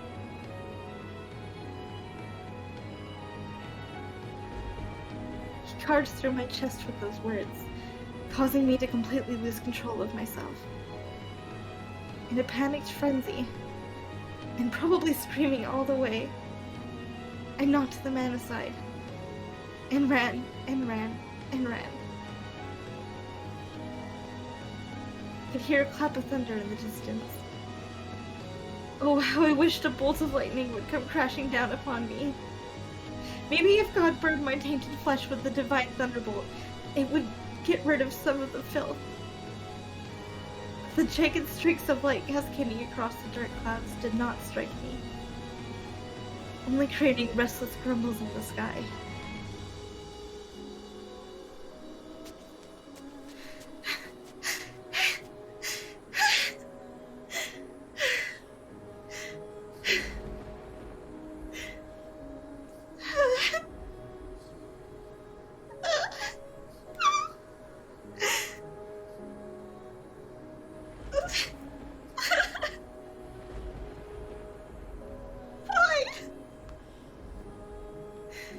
I knew that if I fled the mansion, I would likely be causing trouble for my mom and sister. But I was helpless to stop myself. All I could do was run from all that threatened me with no regard for the consequences. Before long, small droplets of rain began falling, which soon grew heavy enough to penetrate the forest canopy and reach the ground where I stood. The downpour drowned out my tears and my cries. Because I had rushed from the mansion without even putting on a cloak, every cold winter droplet stung bitterly against my flesh. At the bite of the rain, it was like a warm embrace compared to what I'd been through before.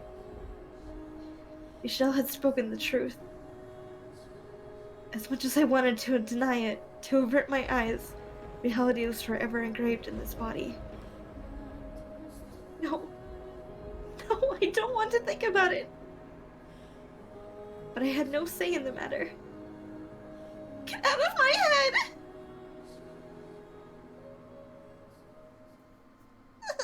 Oh, poor Giselle. Oh boy, I think we are getting to this particular flashback. Gonna give a big content warning here for sexual assault. It's not graphic, it's not shown, but it is described, especially the emotions of it, in pretty in-depth detail. If that's too much for you, you might want to mute or close out of the stream for a minute. Yeah. Maybe even mute, and I'll put something in the chat when the section with it is done. Yeah. Oh boy. I don't want to be this guy. Oh, sorry. Yeah. God, come over here, Giselle. Okay. May I ask why you asked me here so late at night, Master? Oh, I just wanted to have a little chat. Care for some wine? Come closer and I'll pour you a glass. I had this wine imported from up north. They use very hard water, and like it rather tart, so it leaves quite the lasting impression on your tongue. And yet it goes down so easily, you just can't seem to stop. What do you say? Have a sip. Or does your expertise as a trader allow you to evaluate a wine's quality without tasting it? No, but, Please, Giselle, don't trample all over my good graces. very well then. I will have a sip, Master, but no more. Have you ever considered growing out your hair? Having long hair made it difficult to do my job. You're not a merchant anymore, though. You deserve to look like the woman you truly are. I have no doubt longer hair would accentuate your natural beauty. It's a gorgeous shade of black, so deep a man could get lost in it for years. It would contrast the color of your skin fabulously. Highlight your eyes, your cheekbones, your nape, your shoulders, and your chest. I should get going. Oh, but we're not done talking yet. I would not want a lack of sleep to interfere with my ability to work tomorrow. Thank you very much for the wine. It was delicious. No need to be so cold-hearted now. From the moment I first laid eyes on you. Master! That's enough fooling around for one night. Now, don't be afraid. I wouldn't do anything to hurt you. I simply want to express my love. Let go of me! I only came here for work, nothing more. The first time I saw you, I thought it would be a tragic waste to leave you to wither away working at some little street-side shop. Stop! You can't tell me you didn't know a merchant girl had no place in a house like this, even as a servant. There's only one reason you would be allowed here. No, I swear, it never even crossed my mind. It would seem you're even more innocent than you look. But you figured it all out by now, haven't you? Yeah, nondescript, this sucks. This family is the This worst. sucks. Bad people. No, let go of me! Stop this! Keep your voice down. Do not shout, Giselle. If anyone were to find out about this, you would be the one shouldering the consequences, not me. But... You're a maid, and I'm the master of the house. Whose word do you think holds more weight? Yes, suck is the... You're right, that's a pretty kind way to describe this. More like... Definitely this guy, for sure, like scum of the earth. Don't worry, I won't do anything to hurt you. I promise your family will be exceptionally well taken care of. Your mother will have the comfortable life you wanted for her. But you know what will happen if you raise a fuss and make a fool of yourself. Not only will your family not get any of our money, and not only will your sister not get to marry, you'll all spend the rest of your lives on the streets. How could you be so cruel? This is blackmail. Blackmail? For a merchant's daughter, you don't know much about trade, do you? Then, let me give you a little lesson about market value. The goods you're after, Giselle, are not cheap. Understand? Now, let me see that beautiful body of yours. He was an older man, so I hadn't expected him to be very strong. But I couldn't break free of his grip, and I found myself entirely at his mercy. Beneath the gaudy outfits lay a hungry beast, and I was seeing the creature's true colors for the first time that day. The aging man ran his disgusting, slobbery tongue across my exposed skin. Everything he placed his hands upon withered away. Every piece of flesh he pressed his lips against putrefied. Oh, I kind of forgot how just gross this scene is. Right? Rotted. Poor Giselle. I know. Decayed. Rankled. I trembled in revulsion, at which the man laughed, seemingly interpreting it as something else. I wondered what kind of place hell was. If hell's wardens only flayed and carved their prisoners, I would have preferred that instead. I would have rather been sliced into tiny little chunks and cast into the hellfire. I would have chosen eternal torment over being touched by this man another second. But I didn't get to choose my hell. Eventually, the man forced open the gates I had been holding fast, and spread his festering death inside me.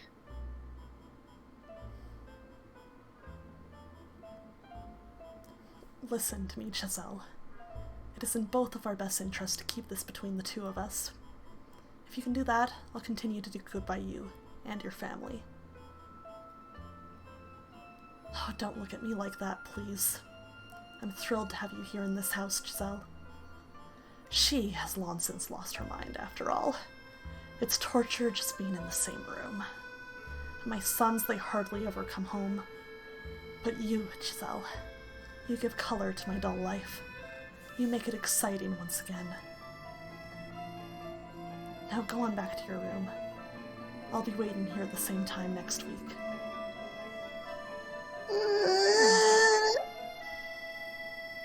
I couldn't escape from that man's grasp. Not when he used my family against me.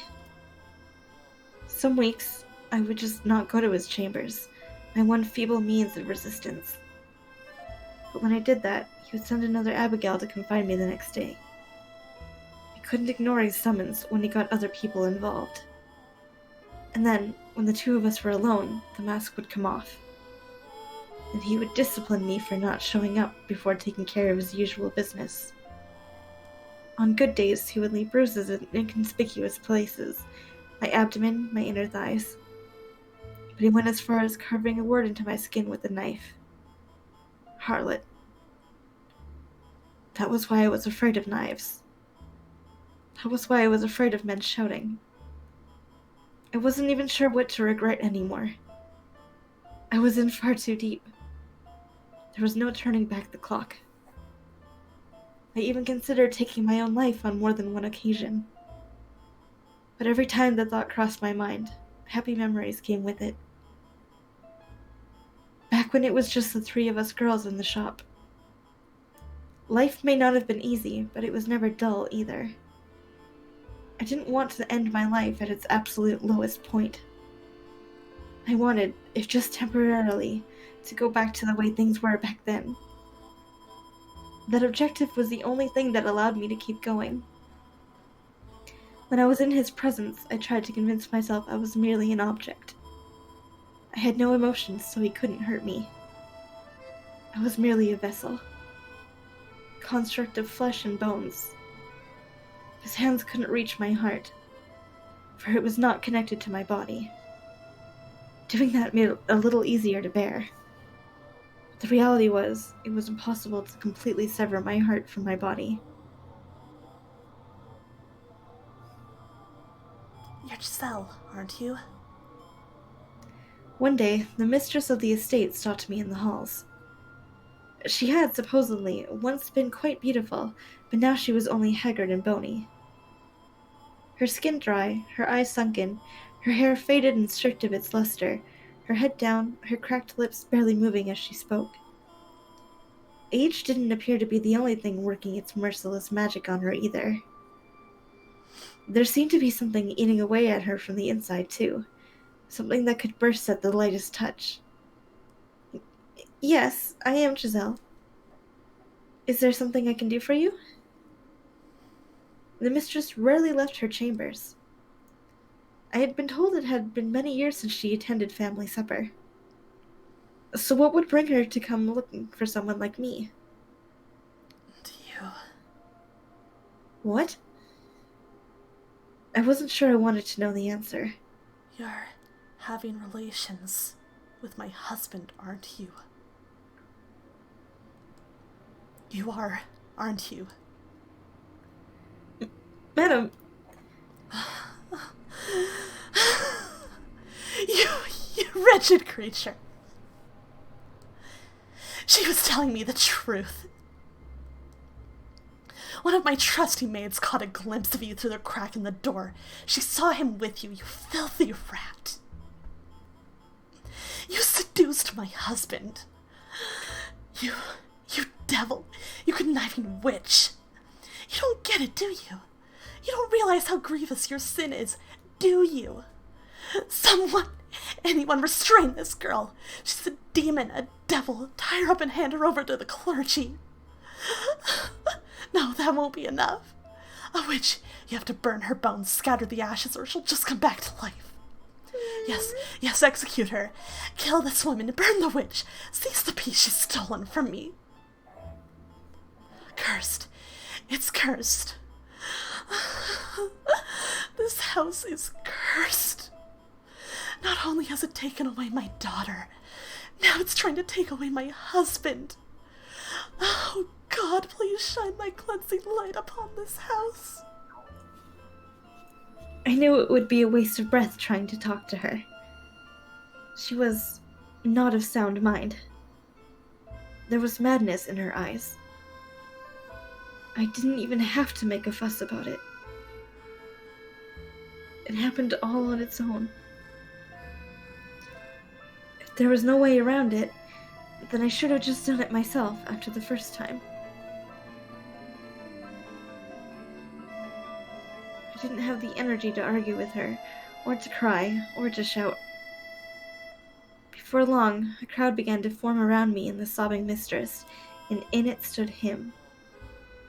I assumed he would just stand back and watch. But much to my surprise, he stepped in, with an embarrassed look on his face, to try to settle his wife down and convince her not to have me executed. Maybe he did have a heart after all. Or maybe he just wanted to save face. Regardless. Oh no. Grimy games. Yeah. Oh, Lock man. that. Bye, Be gone. followers. But Oh my God. There. Get out of here. get out No, of I didn't here. want to click that. Oh my gosh.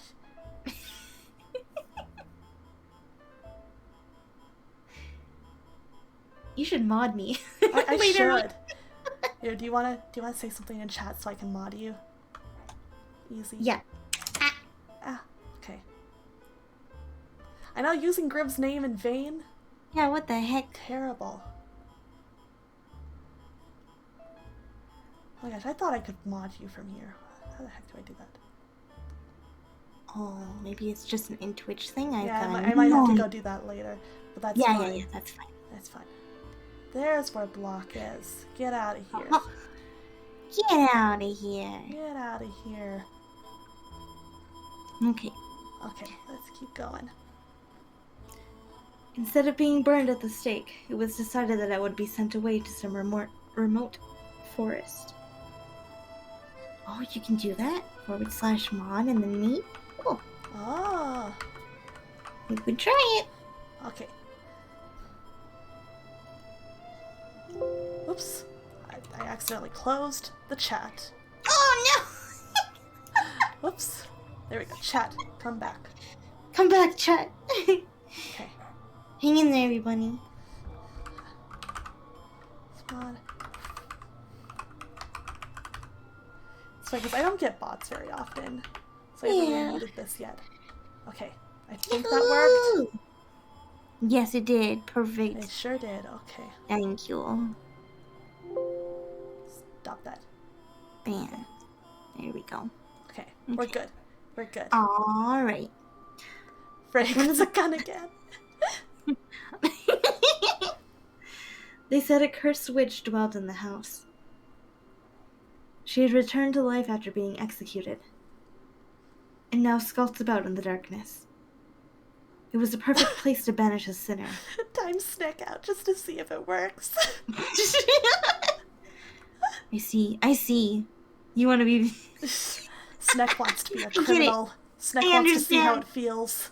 10 minutes! You smell... Freyja! Why? The default is set to 10 minutes, okay? Okay, You listen. didn't even check in first! All I did was hit timeout. Good night, Snick. F for Snick. Can I get an F in the Snick, chat, everybody? no! We need some comedy up in here. Freyja's abusing her power. You give her an inch, she just takes it a No. mile. Poor Snack. It's fine. It's fine. Freyja! Snick's fine now. You're back here. You're back now. You're here.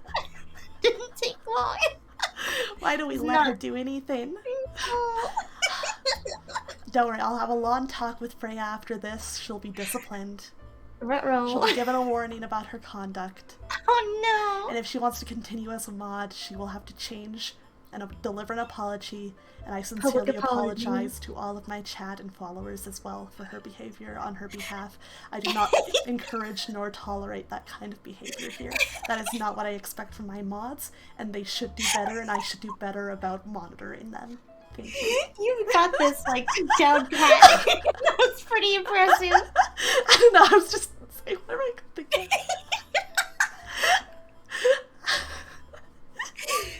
Snack might be back, but what about the emotional The damage? trauma, and then Snack just like, no, that was funny. Snack's a real one. This is why Snack is great. Uh-huh. Whew. And so, accused of adultery, I was in the carriage on my way out of the capital the next day. I'd do it again, too. Is this the end of the talk? I Yeah, think yeah, so, thank yes. you. I thought I should say that. Yeah. We made it Made through it it! out, boys. Oh, poor Giselle. Trees can always jump on and all. Band dodging. It's true. Also, hello, welcome. I hope my mom and sister are all right. The two of them will believe in me. Yeah, I feel so bad for Giselle. Me too. Even if no one else does. You know what, at least I think we needed something to like laugh at Uh-huh. after that. At least that kind of like brightened the mood up again. Ooh, Ooh, 'cause did. that's a lot to deal with. That's a lot to read. Mm-hmm. Yeah. Yeah, it's totally understandable why she would not want to tell Giselle or Michelle that. Right? Ugh, And of like, course. you wouldn't want to say that to anybody. No, and then he finds out through his mother, who of course is gonna be biased. Yep. Aww. And, and then possibly without even realizing, he just triggered her again in the worst possible Mhm. way. Mm-hmm. Especially with the knife that he brought out. Oh no. Yeah, thanks Grimbot for giving Thanks, us a good Grimbot. laugh. Grim sent his bot in as sacrifice. Mm-hmm. The wooden wheels turned, carrying me away to that cursed mansion. Just a silent coachman and a single sullied passenger. Looking out through the window, I could see the city walls slowly fading into the distance behind us. I doubted I would ever set foot in this land again. Ever cross the Grand Pont again. Yeah, Grimbot deserves VIP. Someone gift a sub to Grimbot. It was a saddening reality, but at the same time, I felt a surge of relief. I'd finally escaped from that house. I had finally escaped from that man. The sense of freedom slightly lessened the weight of everything else I was feeling.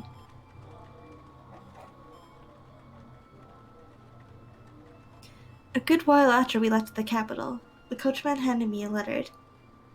On the sheet of parchment was a rather startling revelation.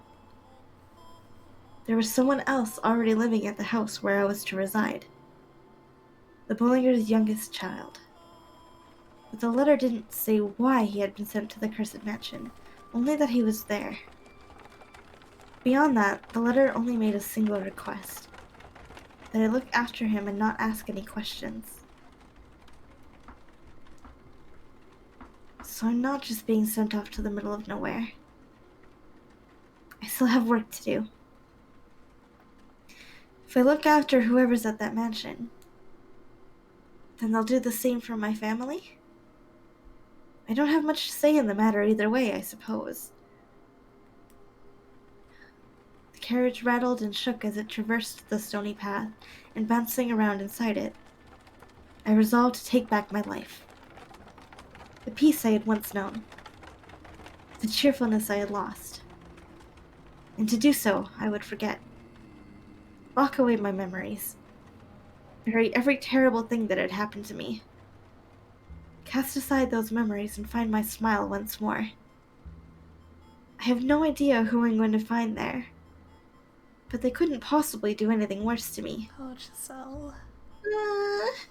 I'll greet them with a smile and do my best to build up a decent relationship with them. I figured, since the both of us had been banished to the same cursed mansion, there would probably be other things we had in common. And so, I would forget it all and get my life back. Get my smile back. Aw. And that was everything that led up to me arriving at the mansion. All the wounds I never wanted to open again. I didn't want to think about that. I've been trying so hard to forget about it. I wanted to forget all about it. So why? Why did you have to make me remember? All I did was believe. Believe that we could make things work. Why? How could you? God, I can't take it anymore.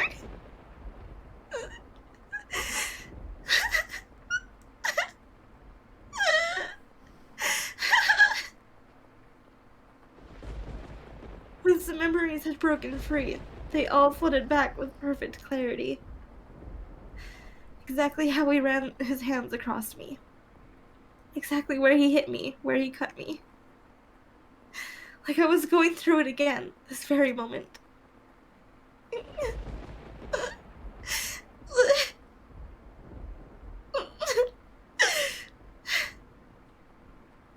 The rain was cooling me down on the outside, but so much nauseating heat had built up in my gut. I vomited all over the ground. I threw up, and I threw up, and I threw up until there was nothing left but bile.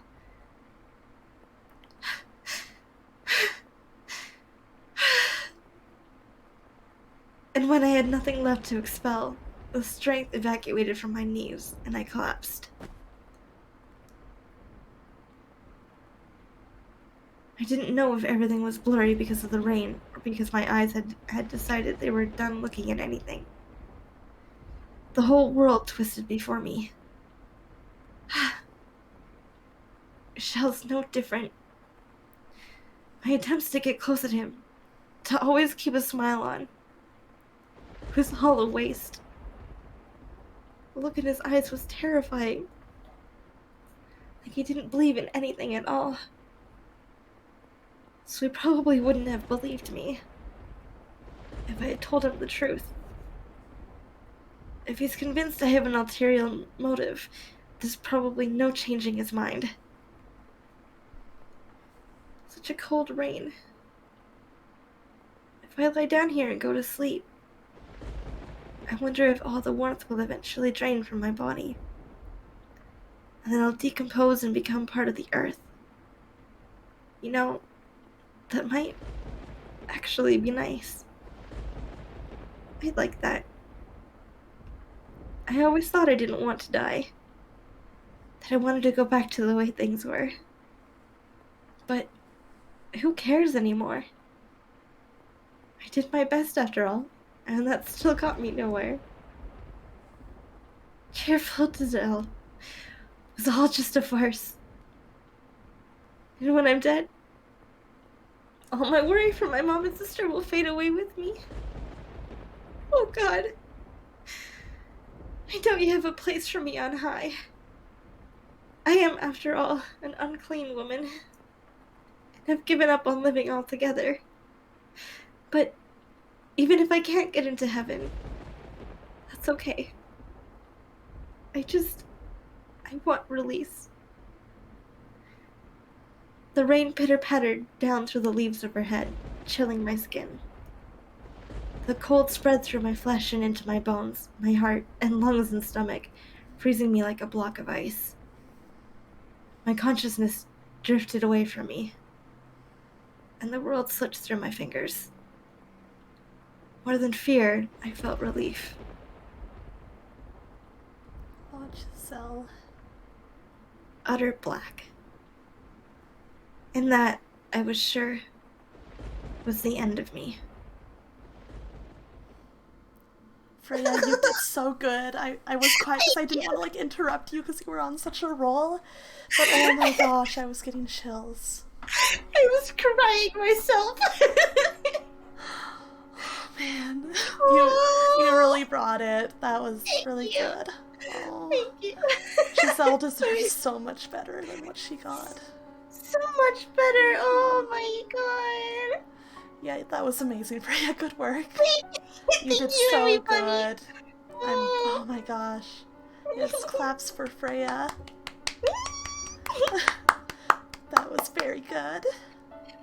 Thank you. No dark puns intended. Whew. Oh, Oh man. and that, I was sure, was the end of me. I am, even now, putting her through a harrowing experience. Digging up the memories she locked away, the past she wanted to pretend never happened, and laying it all out before her once more. But I must get her back to who she once was, even if it means forcing her to endure this. She must remember everything, because I need to know, why did she become the maid? And what secrets does this house hold? You're... Michelle. Yes, my name is Michelle. I am not the white-haired girl. The person you were searching for was the man who once hurt you deeply. Me. Why? What was her why referring to? Why I hurt her? Or why I'm here? Remember the good old days when this was less sad and it was just a crazy guy who liked murder? Yes. Hello, Travis! How are you? Welcome to the stream. How are you doing Hello. tonight? Good to see you. Oh, you missed a whirlwind of emotions. The maid has a very tragic backstory, and she's a perfect girl. We care her here. I care. Yes, we all care her here. Or why I'm here. Or perhaps why I didn't show up until now. Not having an answer for her, I clench her cold hands in mine. I wonder, were her hands this cold that night too? There's still more we need to see though, and it's still too soon for me to apologize. I'm glad you're having a relaxing night. The game is going very good, the story is very good, even though it's very intense and very sad, but like, at the same time I care a lot about these characters, and you know, they just handled a very dark topic with a lot of, I think, kind of empathy for the person who went through it. I think so too. That is one thing I do like. I don't feel like that whole section was kind of sexualized or anything, or No, just it was- used kind of as like, you know, trauma porn, you know, or like shock value. It Yeah, it feels was- like they genuinely kind of wanted to explore what happens to a person who goes through this stuff. Exactly, and all it was gross, gross, gross. Yes, this is a visual novel. It's called The House in Fata Morgana. It is about a cursed mansion and the immortal maid who's trying to reunite with her master. And we're finding out the maid's very sad backstory. Yeah. Yes, we're just We going actually- through her past. Yeah, so we have the whole thing on YouTube. When you Yes. find it. If Yeah. anybody's ever curious and wants to watch it from the beginning, we do have it on YouTube as well. Yeah, there's the playlist. Feel free to Yeah. check that out if you're curious so far, if you want to go back and kind of see how it starts. Very good. Highly recommend. Yes, it's This is my favorite visual novel on Earth. It's my favorite. I love it very much. Yeah. Alright, when she's gotten everything back, only then can I. Once she's reclaimed herself, that is when I must tell her. Now, let us return to our past. Our story has only just begun. No matter what we thought or what we desired, no matter what we lost or how much pain we suffered, we must not shut this door. Perfect darkness embraces us once more. You're only now just noticing that snack? And I was like, hi, how's it going? Welcome! Like, oh, it's fucking snake. It's just them.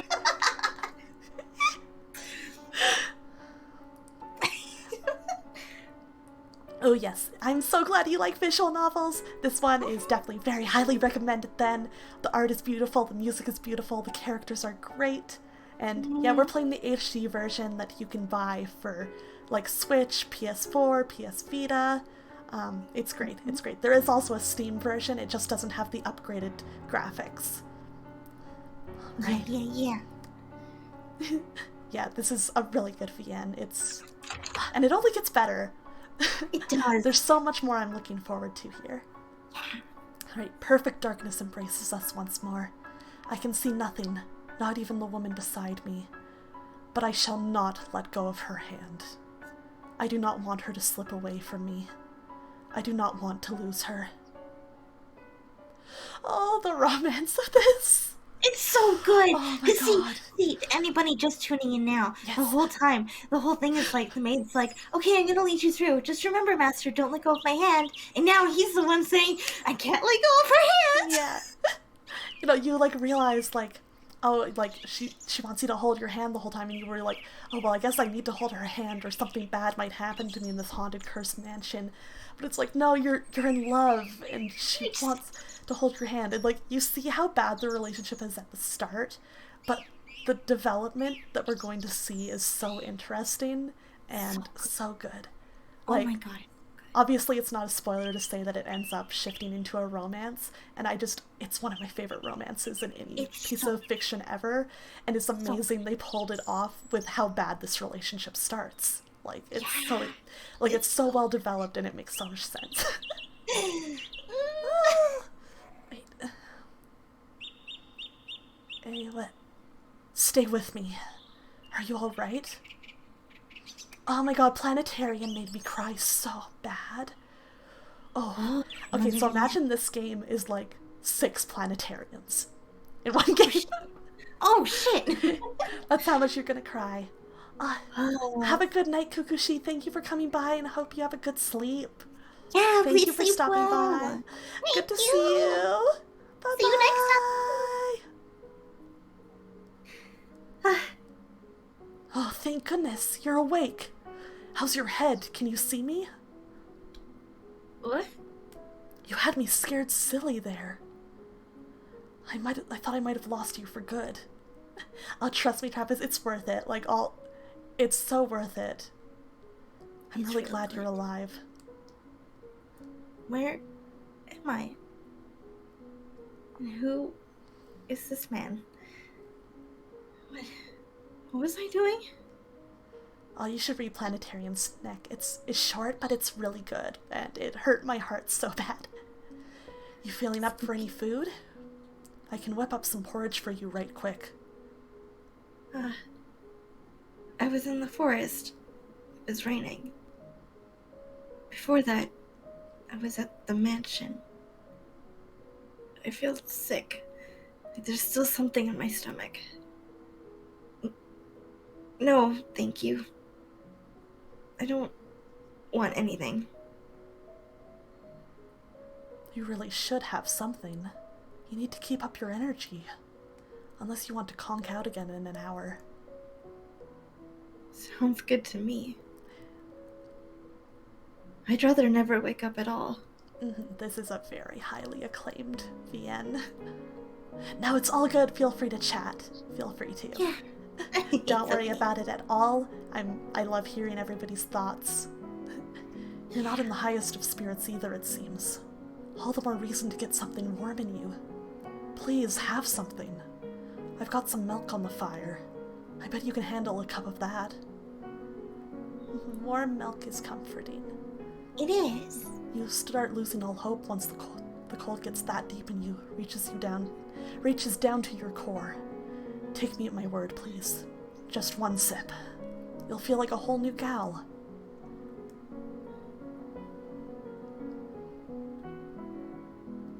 A heart-wrenchingly pleasant aroma wafted up from the steam from within the wooden cup.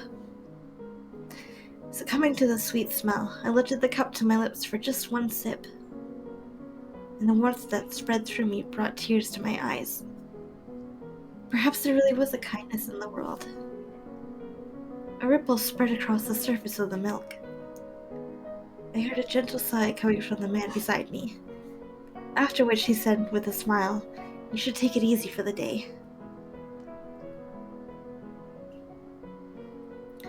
I had lost the willpower to think about anything.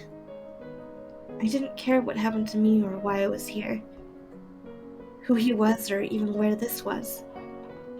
I spent the whole day in bed, just watching the sun slowly slide across the wooden floor. It felt like I was somewhere far, far away. At times, I felt like a lost child, and at times like a sickly old woman on her deathbed. Watching the sun travel gave me a renewed awareness of the passage of time, and the fact that each moment that went by was another moment I was alive. I realized then that it had been a while since I had gotten more than a brief glimpse at any sunlight. Corn, hello! Good to see you! It almost surprised me how colorful the world seemed beneath the sun's light, something I didn't get much of in the dark mansion. Only after losing something do you realize how much you need it. Warm milk, the light shining through the window, and a bed that smelled like springtime.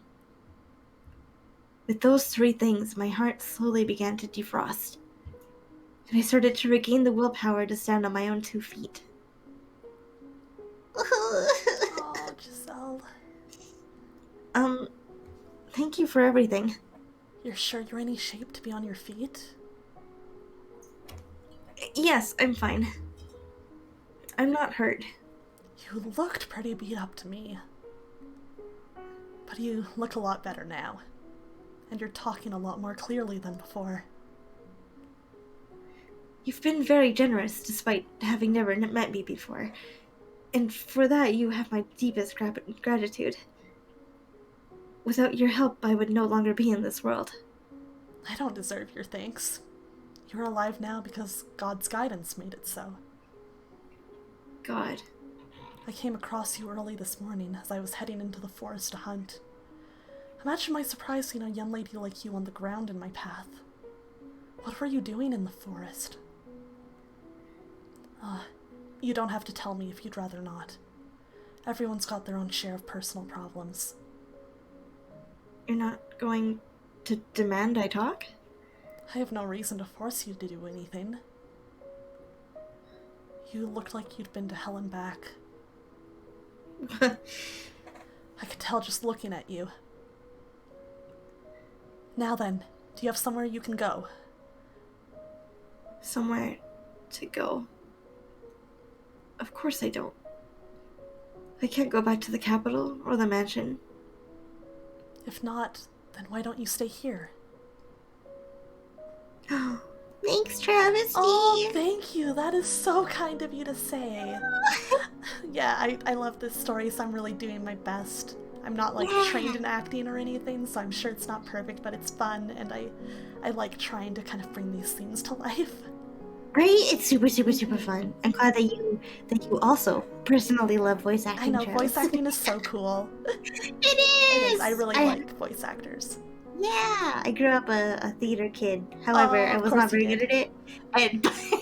But it's fun getting to voice act for anime characters. Yeah, it's fun to do something little and casual like this, where we can just really try and have fun and it's not too huge pressure.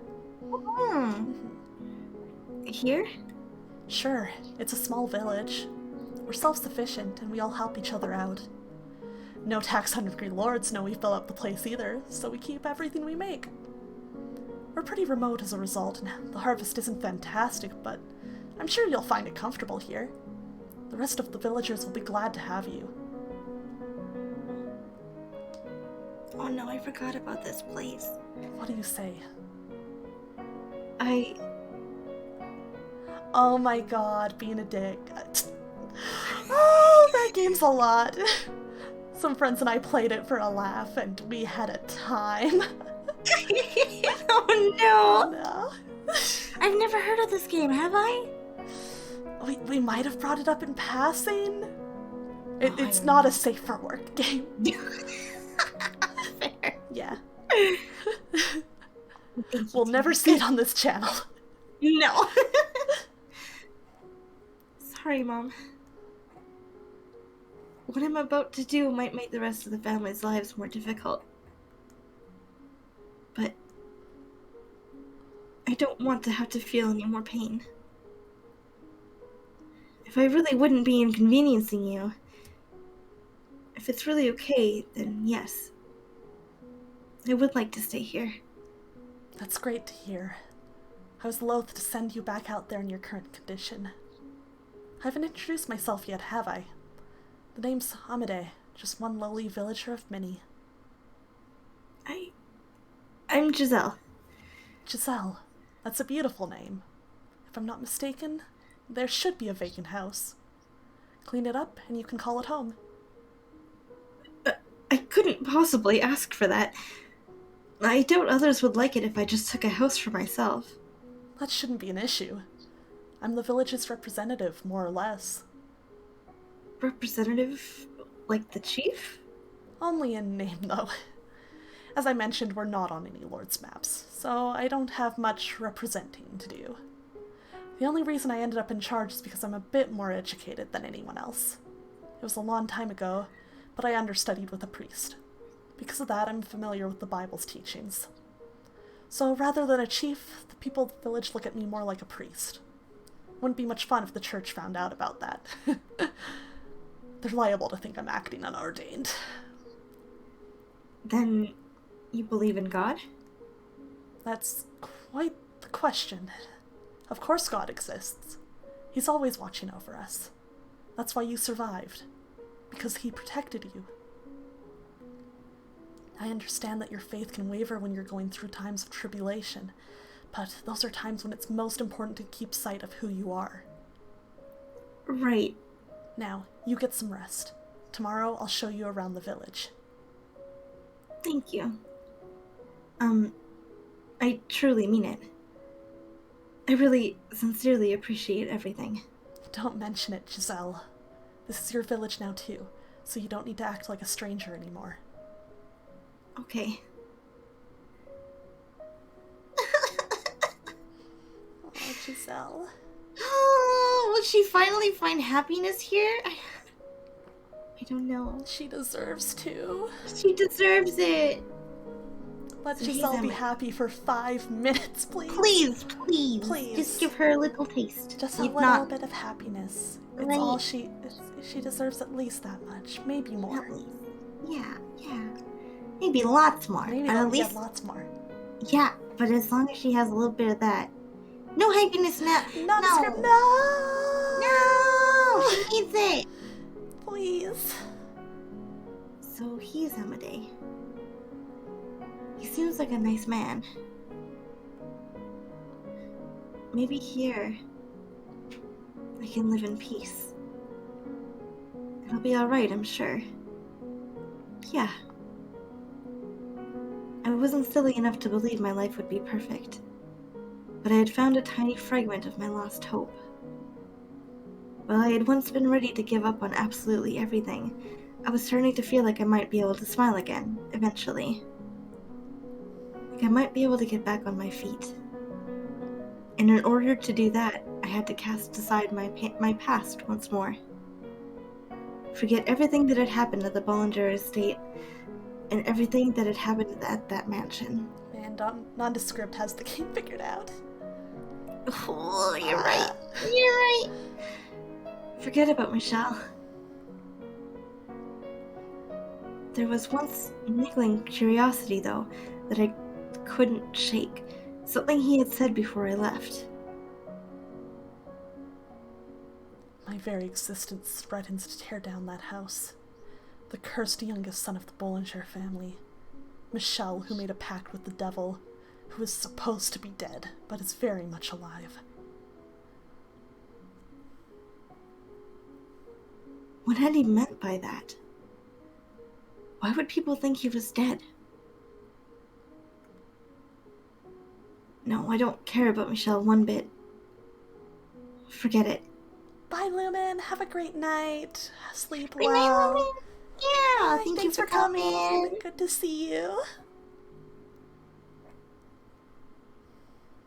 Forget it. Forget everything.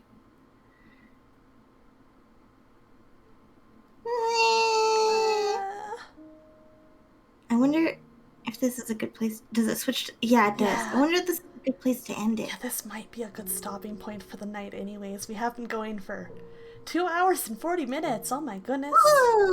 Whoa, that is a long time. Uh-huh. There's the menu. There Let's you go. save. Oh, what an emotional Oh night. my gosh, yeah, we got through a lot of really emotional stuff tonight. Oh my god. Oh my god. Oh my goodness, though. It is. Time flies when you're having fun. We're living through traumatic experiences again. Yeah. Oh my gosh. Whew. Oh my goodness. Giselle! Wow, Giselle. Oh, she deserves to be happy. She does. Poor Giselle. Oh, I know. Oh, it's bad. My goodness. Like, oh. Oh, You know this isn't the end. You know there's gonna be something that happens from, from now to her becoming the maid. yeah. Oh, there's so much. Oh my gosh, there is so much. Thank you guys so much for coming, though. I had so much fun getting back into this. Me Ooh, I'm so too. glad you enjoyed what you saw, Snick. Like I said, this is my favorite VN. Mm-hmm. So, It's really, really it's good. very It only good. gets better from here. Oh my god. I've heard of Lucy. I think that's been on my to-read list for a while. I really need to check it out. Alright. So I guess we should find somebody to raid. Yeah, Let let's me find take a someone. look at like who's streaming right now. Yeah. Let's see. I love when I go to check somebody's stream and just take a look, and then it's a whole big ad, and I'm like, okay, I see. Let me take a look. 25% complete. Oh my 25% gosh. all the way to juicing Thancred. Oh my god. Yahoo! Let's see. Also, I'm glad you enjoyed Kobes. Thank you. Do you prefer Cope or Kobes or Nero? Which one?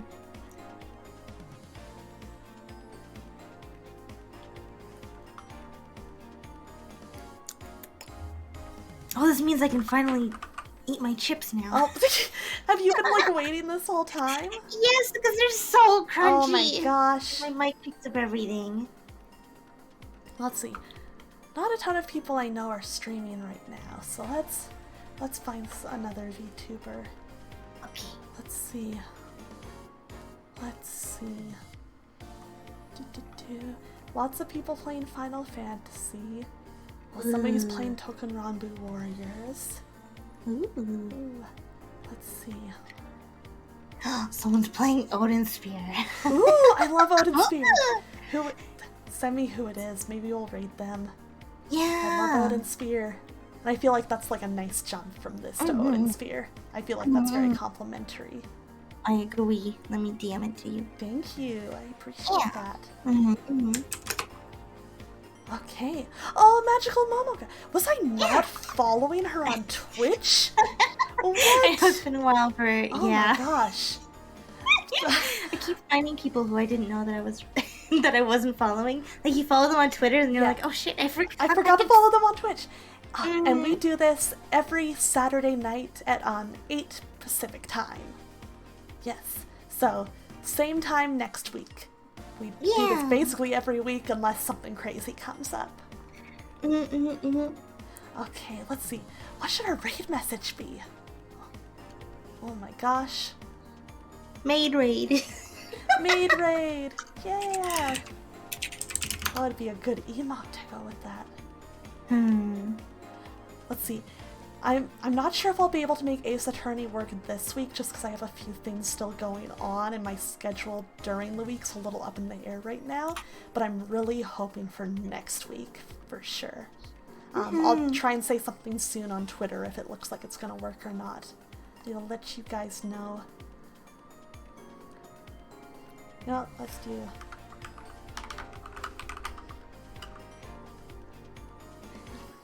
We will do like this. Okay. There is your raid message. Perfect. Yeah, no problem. I'm happy if you guys are looking forward to getting back to Ace Attorney. I'm looking forward to it too. Yeah. It'll be fun. Alright. Be nice. With your new rigging and everything. Yes, I'm so excited.